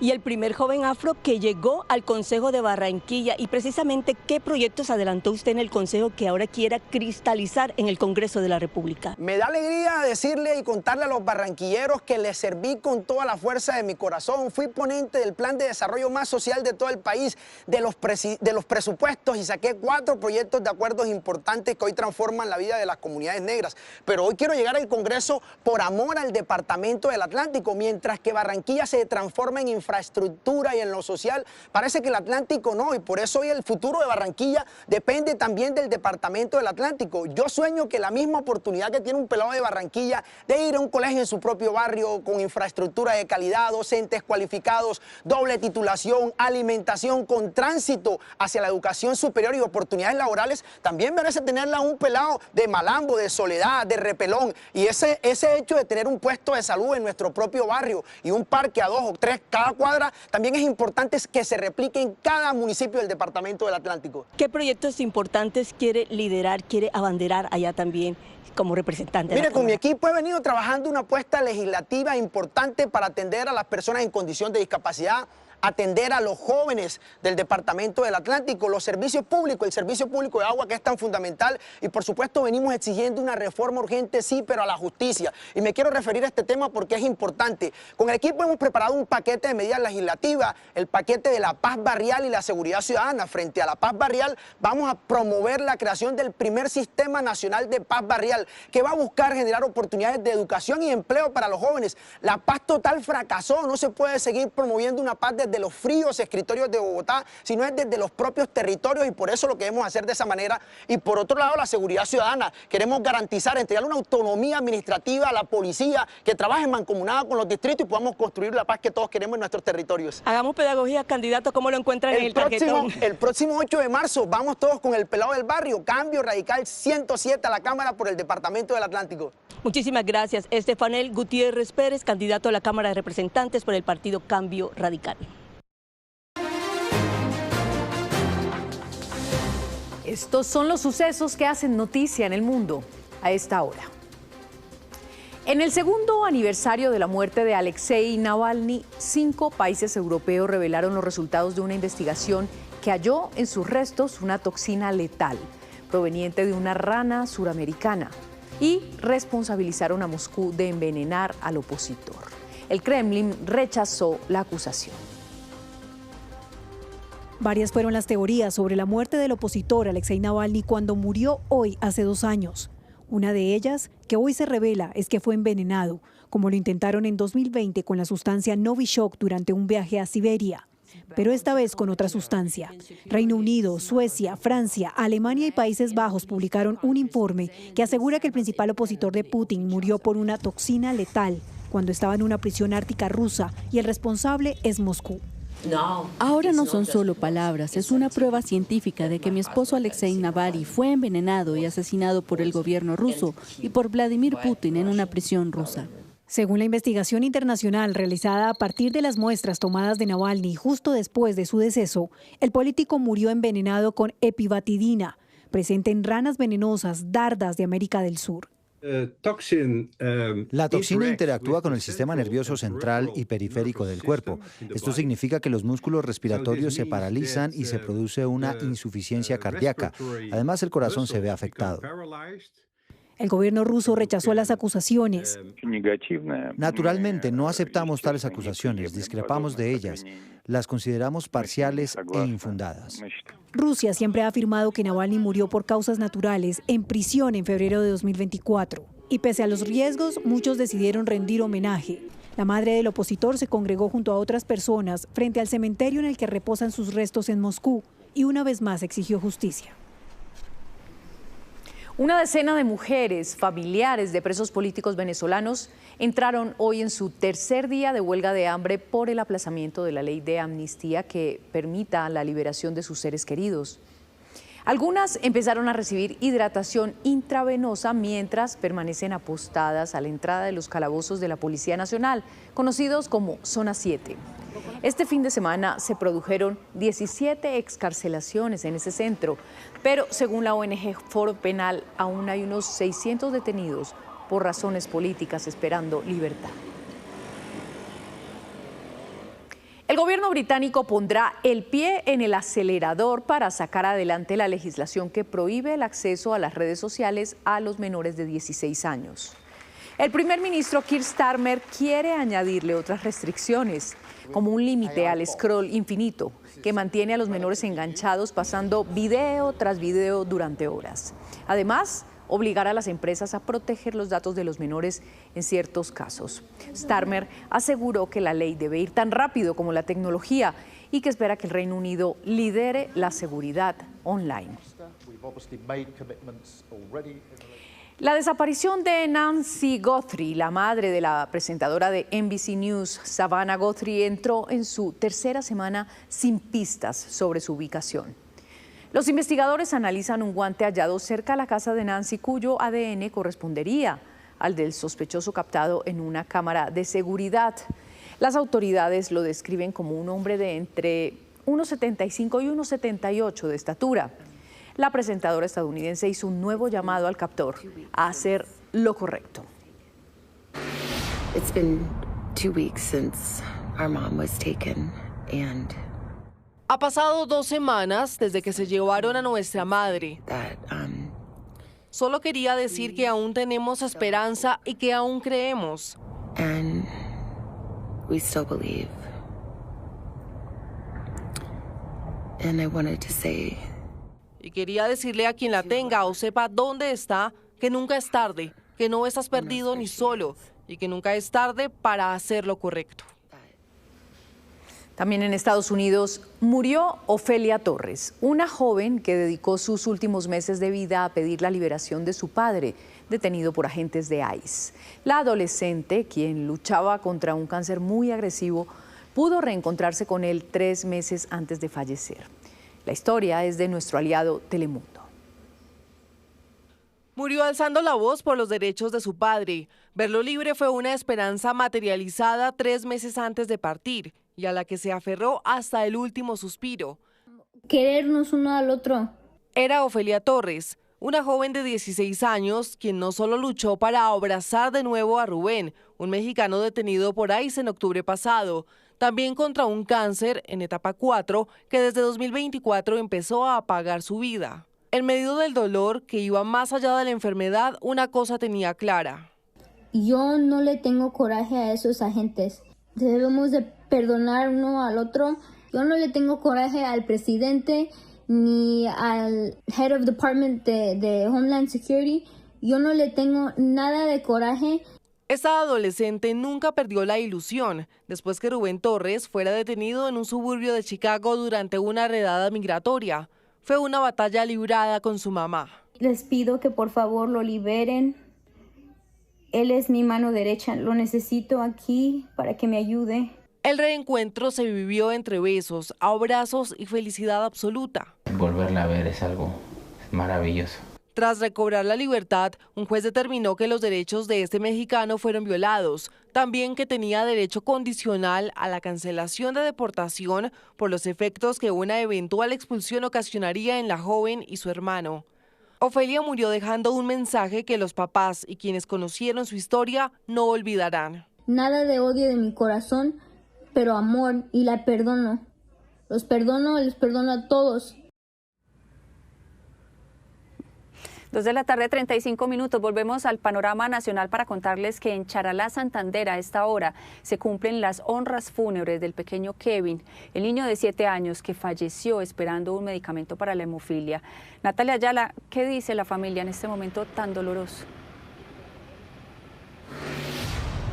Tatiana, buenas tardes. Pues mire, como usted lo dice, es una escena de dolor la que se vive acá en el municipio de Charalá. Pues ustedes pueden ver también a mi espalda, estamos acá fuera de la funeraria y ya en minutos, sobre las 3 de la tarde, se van a realizar las honras fúnebres del pequeño aquí en la iglesia principal del parque de Charalá. Que pide la familia que este hecho sea investigado, que no quede impune, sobre todo por todas las personas en el país que están esperando la entrega de medicamentos por parte de las EPS. Aseguran ellos que este caso no puede quedar impune porque el niño duró varios días esperando el medicamento para la hemofilia que padecía desde hace 9 meses. Hablamos con la mamá, quien nos dijo que desde el momento en que el menor fue diagnosticado ha tenido que batallar tutelas, peticiones constantemente a la nueva EPS para que le entregara el medicamento y pues lamentablemente debido a la falta de pues ocurre esta tragedia. Ha dicho ella que es un llamado también a las autoridades para que se concienticen y acompañen a todos los pacientes que están pasando por este mismo caso.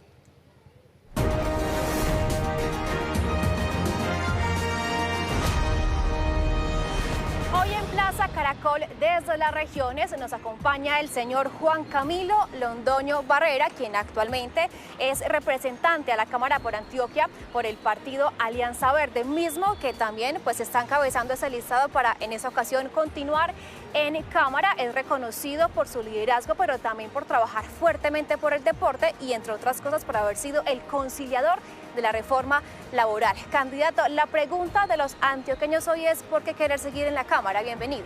Bueno, un saludo muy especial. Hoy Colombia no necesita más peleas.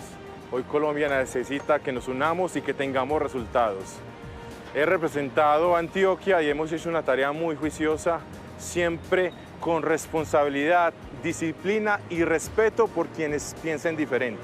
Esa ha sido mi tarea en el Congreso y la vamos a seguir continuando con ayuda de todos los antioqueños, porque necesitamos y se requiere en el Congreso personas que concilien y que piensen en el interés no particular, sino el interés de la gente. Ha propuesto usted una ley que busca también cuidar a los animales, se llama Huellas Vivas, ya fue radicada ante el Congreso hace poco. ¿Le va a seguir apostando usted a este proyecto? Bueno, vamos a trabajar por los que no tienen voz, que son los animalitos.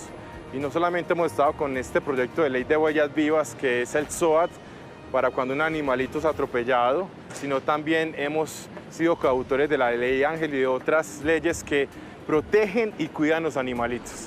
Rápidamente, ¿cómo lo encuentran los antioqueños en el tarjetón?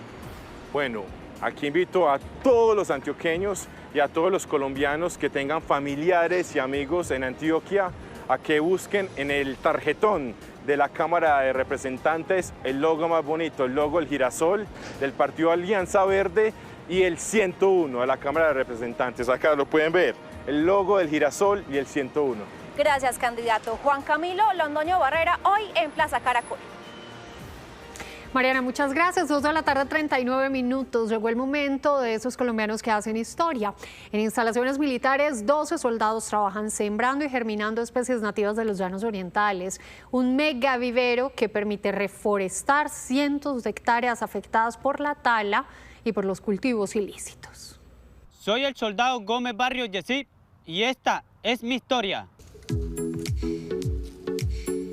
El soldado profesional Yesid Gómez lleva 8 años en el ejército y a su cargo está el megavivero ubicado en las instalaciones de la 4ª División del Ejército en Villavicencio, con capacidad para germinar más de 300.000 plántulas al año.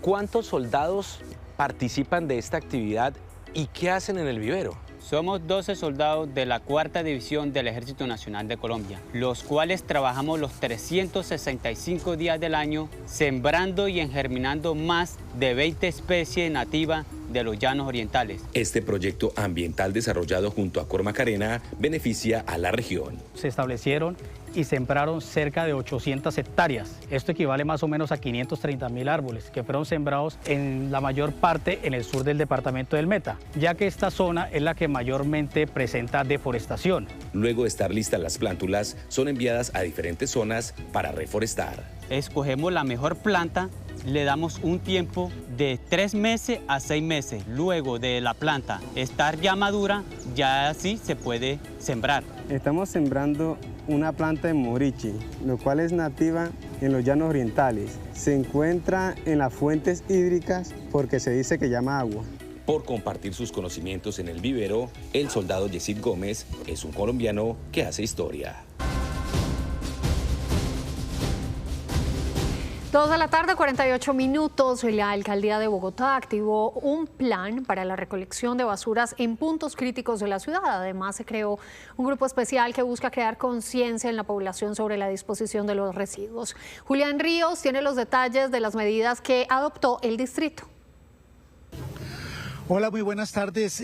Pues son varios anuncios importantes para Bogotá. Uno de ellos es la activación de un grupo especial de gestores de limpieza, podríamos llamarlo así, y son estas personas que se encuentran aquí a mi espalda y son ellos los que van a estar en las calles de Bogotá donde hay puntos críticos para decirle a toda la ciudadanía cómo deben depositar las basuras. Apoyar a la ciudadanía en este tipo de reportes en los requerimientos de SEQSI. Miguel Silva, el secretario aquí de Desarrollo, uno de las cabezas principales, el secretario general aquí del distrito, ¿cómo es esta pedagogía y esta labor que van a adelantar estos muchachos, estas personas desde a partir de hoy? La idea es explicar a la gente qué hacer con los residuos especiales. ¿Cuáles son los especiales? Los voluminosos, muebles viejos, colchones, todos los desechos de construcción de los arreglos que se hagan en la casa, todo eso tiene un tratamiento distinto a las bolsas negras, entonces no puede ir al mismo lugar.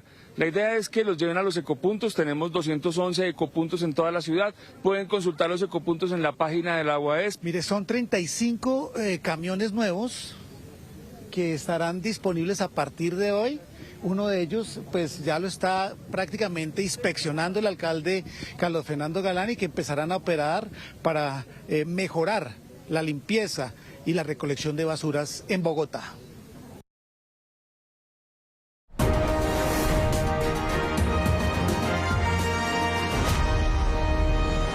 Y siguen llegando los candidatos aquí a Plaza Caracol. El turno hoy es para una personalidad conocida, Alan Jara, exgobernador, también con una carrera política marcada incluso por la violencia. Doctor Jara, bienvenido a los micrófonos de Caracol. Cuéntenos por qué quiere usted empezar este nuevo episodio político.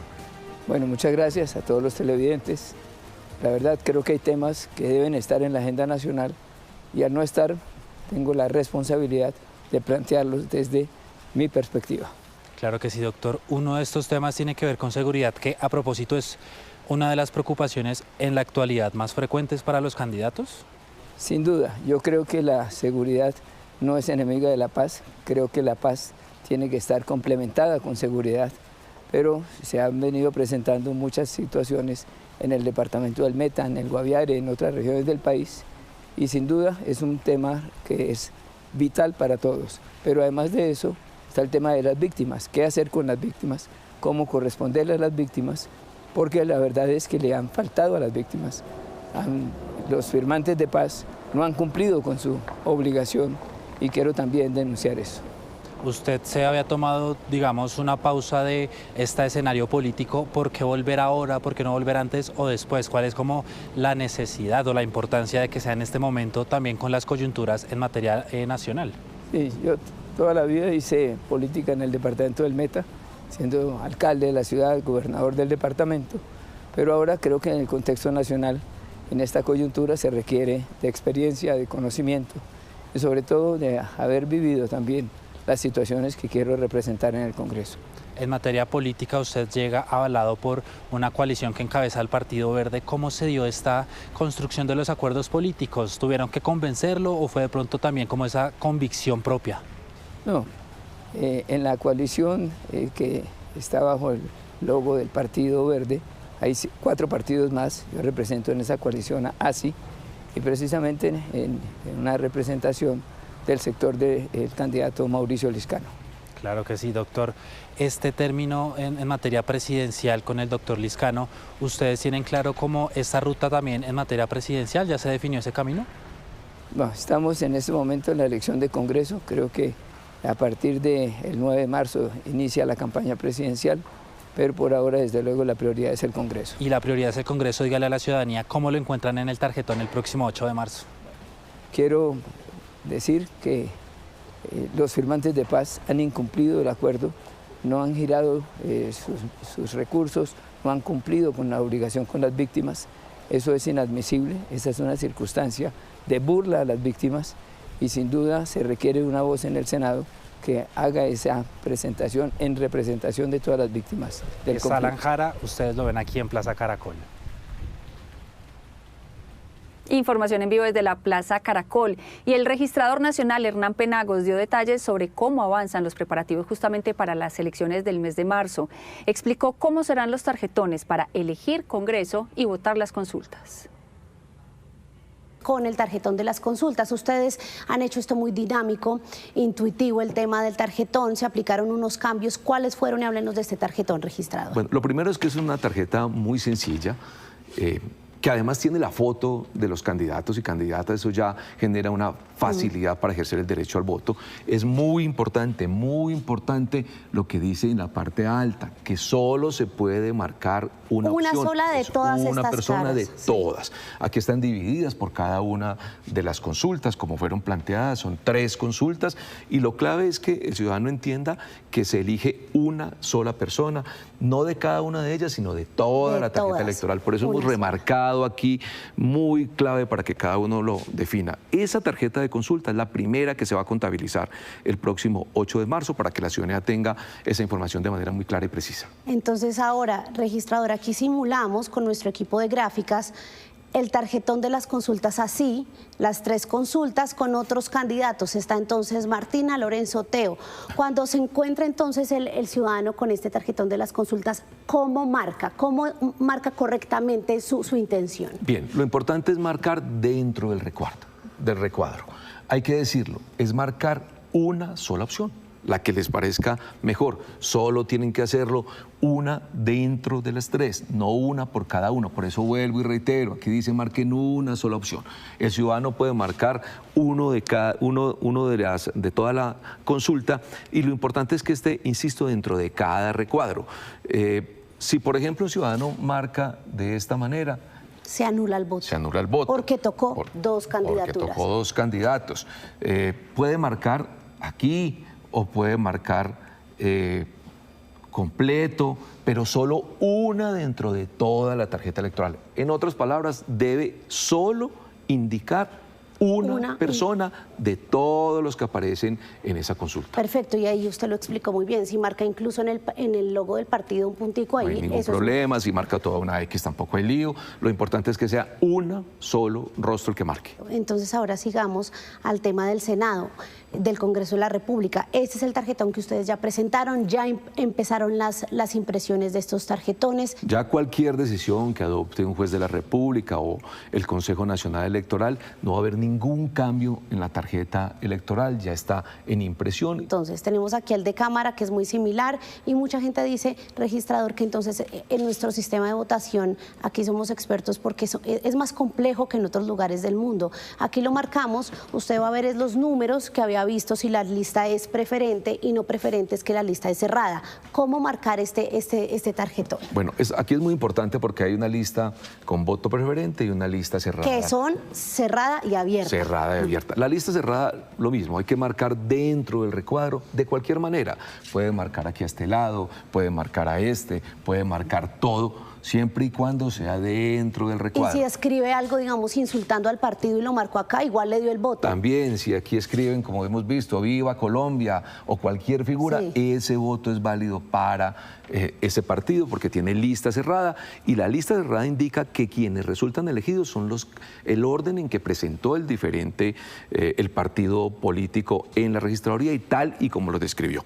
En las listas abiertas hay varias posibilidades.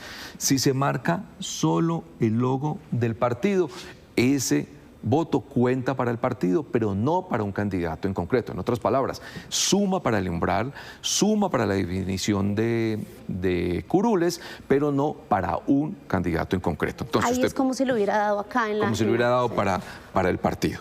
Ahora bien, puede usted también marcar un número en concreto, cualquiera. En ese caso, ese voto suma para el candidato de ese partido en concreto. Pero también puede ocurrir que se marque el logotipo del partido y el número del candidato. Igual, es un voto que es válido para ese candidato de ese partido. Es muy sencillo. Colombia ya lleva décadas la ciudadanía votando en listas abiertas. El procesamiento es muy rápido y digamos que de alguna manera ya está conocido la forma de votar en uno u otro sentido. ¿Cuándo se anula un voto? Ponga atención a esto para que no pierda su voto. Si usted marca dos candidatos para el mismo cargo, si marca un candidato y también el voto en blanco, o si raya el tarjetón, hace dibujos o escribe mensajes fuera de las casillas establecidas, el voto será anulado. También si el tarjetón está roto o alterado, marque solo una opción y hágalo claro, para que su voto sí cuente. Lo último en Noticias Caracol. 2:59 p.m. Presten atención, acaba de terminar la reunión de concertación sobre el salario mínimo. Esto después de que el Consejo de Estado suspendiera provisionalmente ese aumento del 23.7% fijado a finales del año pasado. Nos vamos con María Fernanda Tarazona. ¿Qué concluyeron en el encuentro, María Fernanda? Alejandra, y televidentes, el ministro de Trabajo, Antonio Sanguino, entregó detalles de esa reunión que duró un poco más de 3 horas. Lo que dice es que la mayoría de las personas que integraron esa mesa, trabajadores, empresarios o incluso delegados del gobierno nacional, se coincidieron en mantener ese 23.7%. Esa cifra será llevada al presidente de la República para que después sea decretada. Así que podemos decir que de lado y lado de la mesa hay una opinión mayoritaria en favor de mantener el incremento del 23.7% del salario vital, que es una manifestación que a nosotros nos parece es una buena noticia para los trabajadores de Colombia.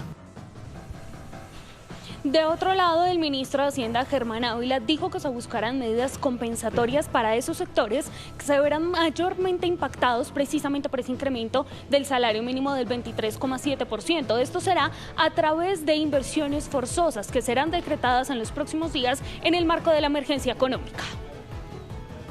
Estamos explorando un paquete de medidas, en primer lugar, orientadas a un fortalecimiento y a una masificación de la posibilidad de acceso a crédito de fomento para la pequeña y mediana industria. Estamos trabajando con Bancoldex e incluso estamos considerando la posibilidad de algún tipo de inversión forzosa del sistema financiero para masificar este esfuerzo de generación de crédito de fomento para la pequeña y mediana industria. El presidente de FENALCO, Jaime Alberto Cabal, lo que ha dicho a propósito de este anuncio del gobierno nacional es que no encontró satisfactoria la justificación del gobierno para mantener ese 23,7%. También están alertando que se podría dar la pérdida de 700.000 empleos en todo el país. 3 de la tarde, 22 minutos. El DANE reveló hoy el comportamiento de la economía colombiana durante el año pasado y cuáles fueron los sectores con mejores y con peores resultados. Mi querido Henry González, usted nos tiene las cifras. Buenas tardes. Alejandra, buenas tardes. Así es, y aunque creció la economía el año pasado, el crecimiento económico resultó menor al que la mayoría de expertos y autoridades esperaban. Según el DANE, en todo el año pasado, el Producto Interno Bruto, que mide la producción de bienes y servicios en el país, aumentó 2,6%. Solo en el cuarto trimestre creció 2,3% y solo en diciembre 1,7%. La verdad es que el Ministerio de Hacienda, el Banco de la República, Fedesarrollo y muchos analistas financieros esperaban un crecimiento mayor para el año pasado. Algunos esperaban por encima del 3% de ese crecimiento. Entre los sectores con mejor desempeño en 2025 están esos cuatro. Entretenimiento, que creció 9,9%. Ahí están conciertos, eventos deportivos, juegos, parques de diversión, cines, etc. El comercio, que creció 4,6%. La gente está comprando muchos bienes durables y semidurables. La administración pública, que creció 4,5%. Ahí está el gasto del gobierno, y la agricultura, que creció 3,1%. Por el contrario, sectores que siguen con números en rojo están minas y canteras, decreció 6,2%. Esto viene ocurriendo durante todo este gobierno, y la construcción, que decreció 2,8%. También uno de los damnificados durante los últimos años.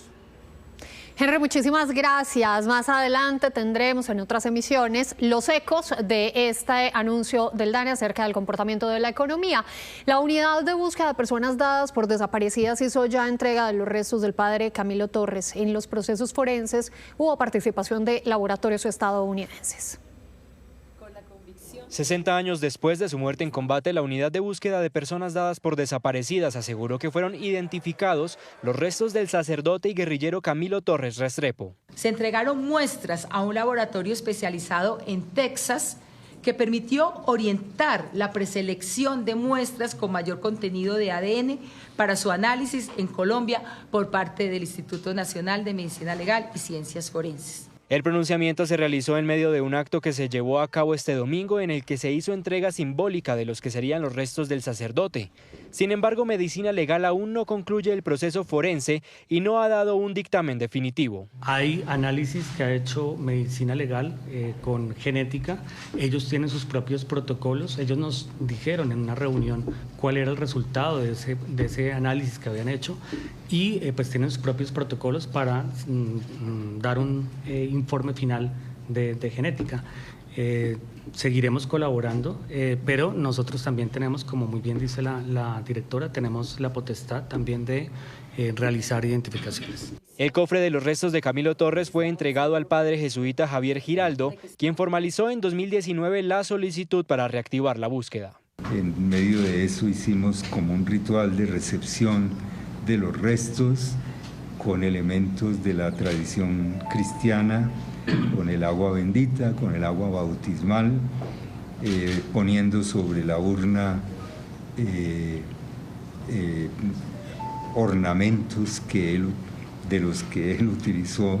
Los restos de Camilo Torres reposarán en un osario en la capilla del campus de la Universidad Nacional, donde también se ofreció una misa en conmemoración de los 60 años de su muerte.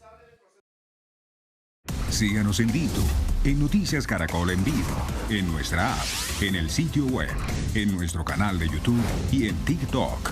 Nosotros le damos las noticias, usted escoge la pantalla.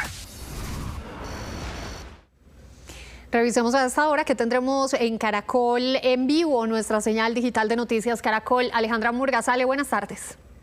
Aleja, televidentes, muy buenas tardes. Esta tarde Noticias Caracol en vivo les tenemos la actualización, por supuesto, y reportes en vivo de las noticias que van ocurriendo al instante. Hablamos, entre tanto, esta tarde con Catherine Pico, quien es la madre de Kevin Arley, el niño de 7 años que murió por complicaciones de hemofilia, que padecía Ella, en medio de su dolor y de sus múltiples cuestionamientos ante las fallas en la atención a su hijo, accedió a contarnos mayores detalles de lo sucedido, pero también vamos a hablar con expertos en el tema, quienes nos van a permitir ampliar el panorama y contarles más sobre la situación de los pacientes con esta condición en el país. De otro lado, les haremos reacciones y las conclusiones iniciales de la mesa de concertación adelantada hoy entre el gobierno, centrales obreras y los empresarios alrededor del reajuste del salario mínimo. Y finalmente, ya van a ver el video a continuación de un hecho de intolerancia que se ha viralizado en las diferentes plataformas digitales que ocurrió en la localidad de Chapinero, en Bogotá. Y ojo, porque al parecer la razón de toda la trifulca sería una gorra, un hecho que por supuesto generó rechazo y que es materia de investigación. Vamos a hablar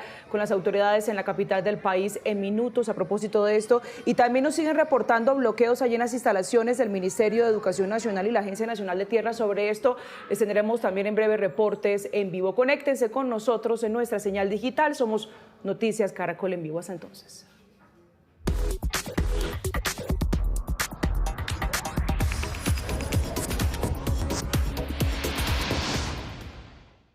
Muy buenas tardes, hoy comenzamos lo más trinado con los pelos de punta, y lo digo en su sentido más literal, porque nuestro primer protagonista ha hecho de su oficio, el de peluquero, todo un proyecto de vida que ayuda a decenas de niños que han perdido su cabello, pero no sus ganas de vivir.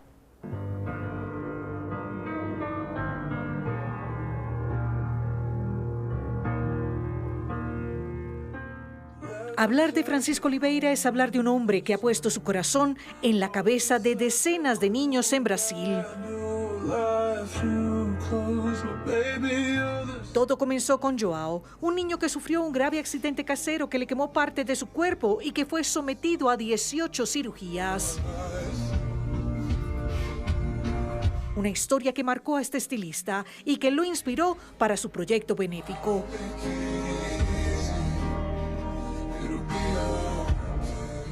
Francisco atiende a niños que han sufrido accidentes en los que han perdido su cabello y les brinda la posibilidad de una prótesis capilar gratuita para recuperar su autoestima. Cada proceso con su transformación es compartido en sus redes sociales como motor de inspiración.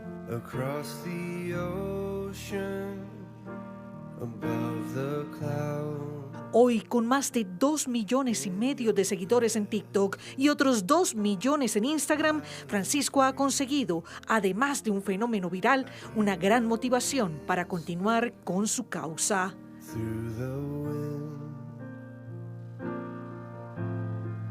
Y lo mejor es lo que recibe a cambio, una sonrisa sincera que vale más que todo el oro del mundo.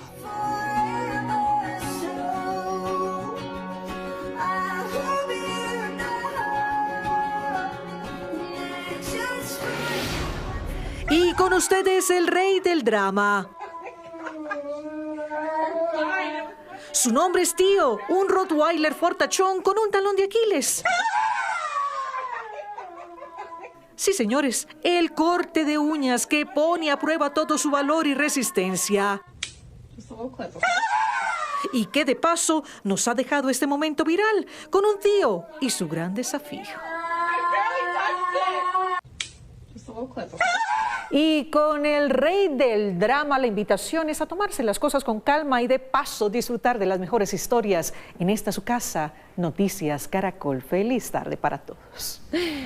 Feliz tarde para ti, Claudita. 3 de la tarde, 30 minutos. Aquí todos quedaron llorando de la risa. Un inmenso agradecimiento a ustedes por acompañarnos, y a las 7 de la noche tenemos una cita en una nueva edición informativa. Pero pueden seguir los hechos del día conectándose a partir de este momento a la señal digital de Noticias Caracol en nuestras plataformas digitales. Aquí en el canal Caracol ya viene Tormenta de Pasiones. Somos Noticias Caracol. Primero la gente. Feliz tarde.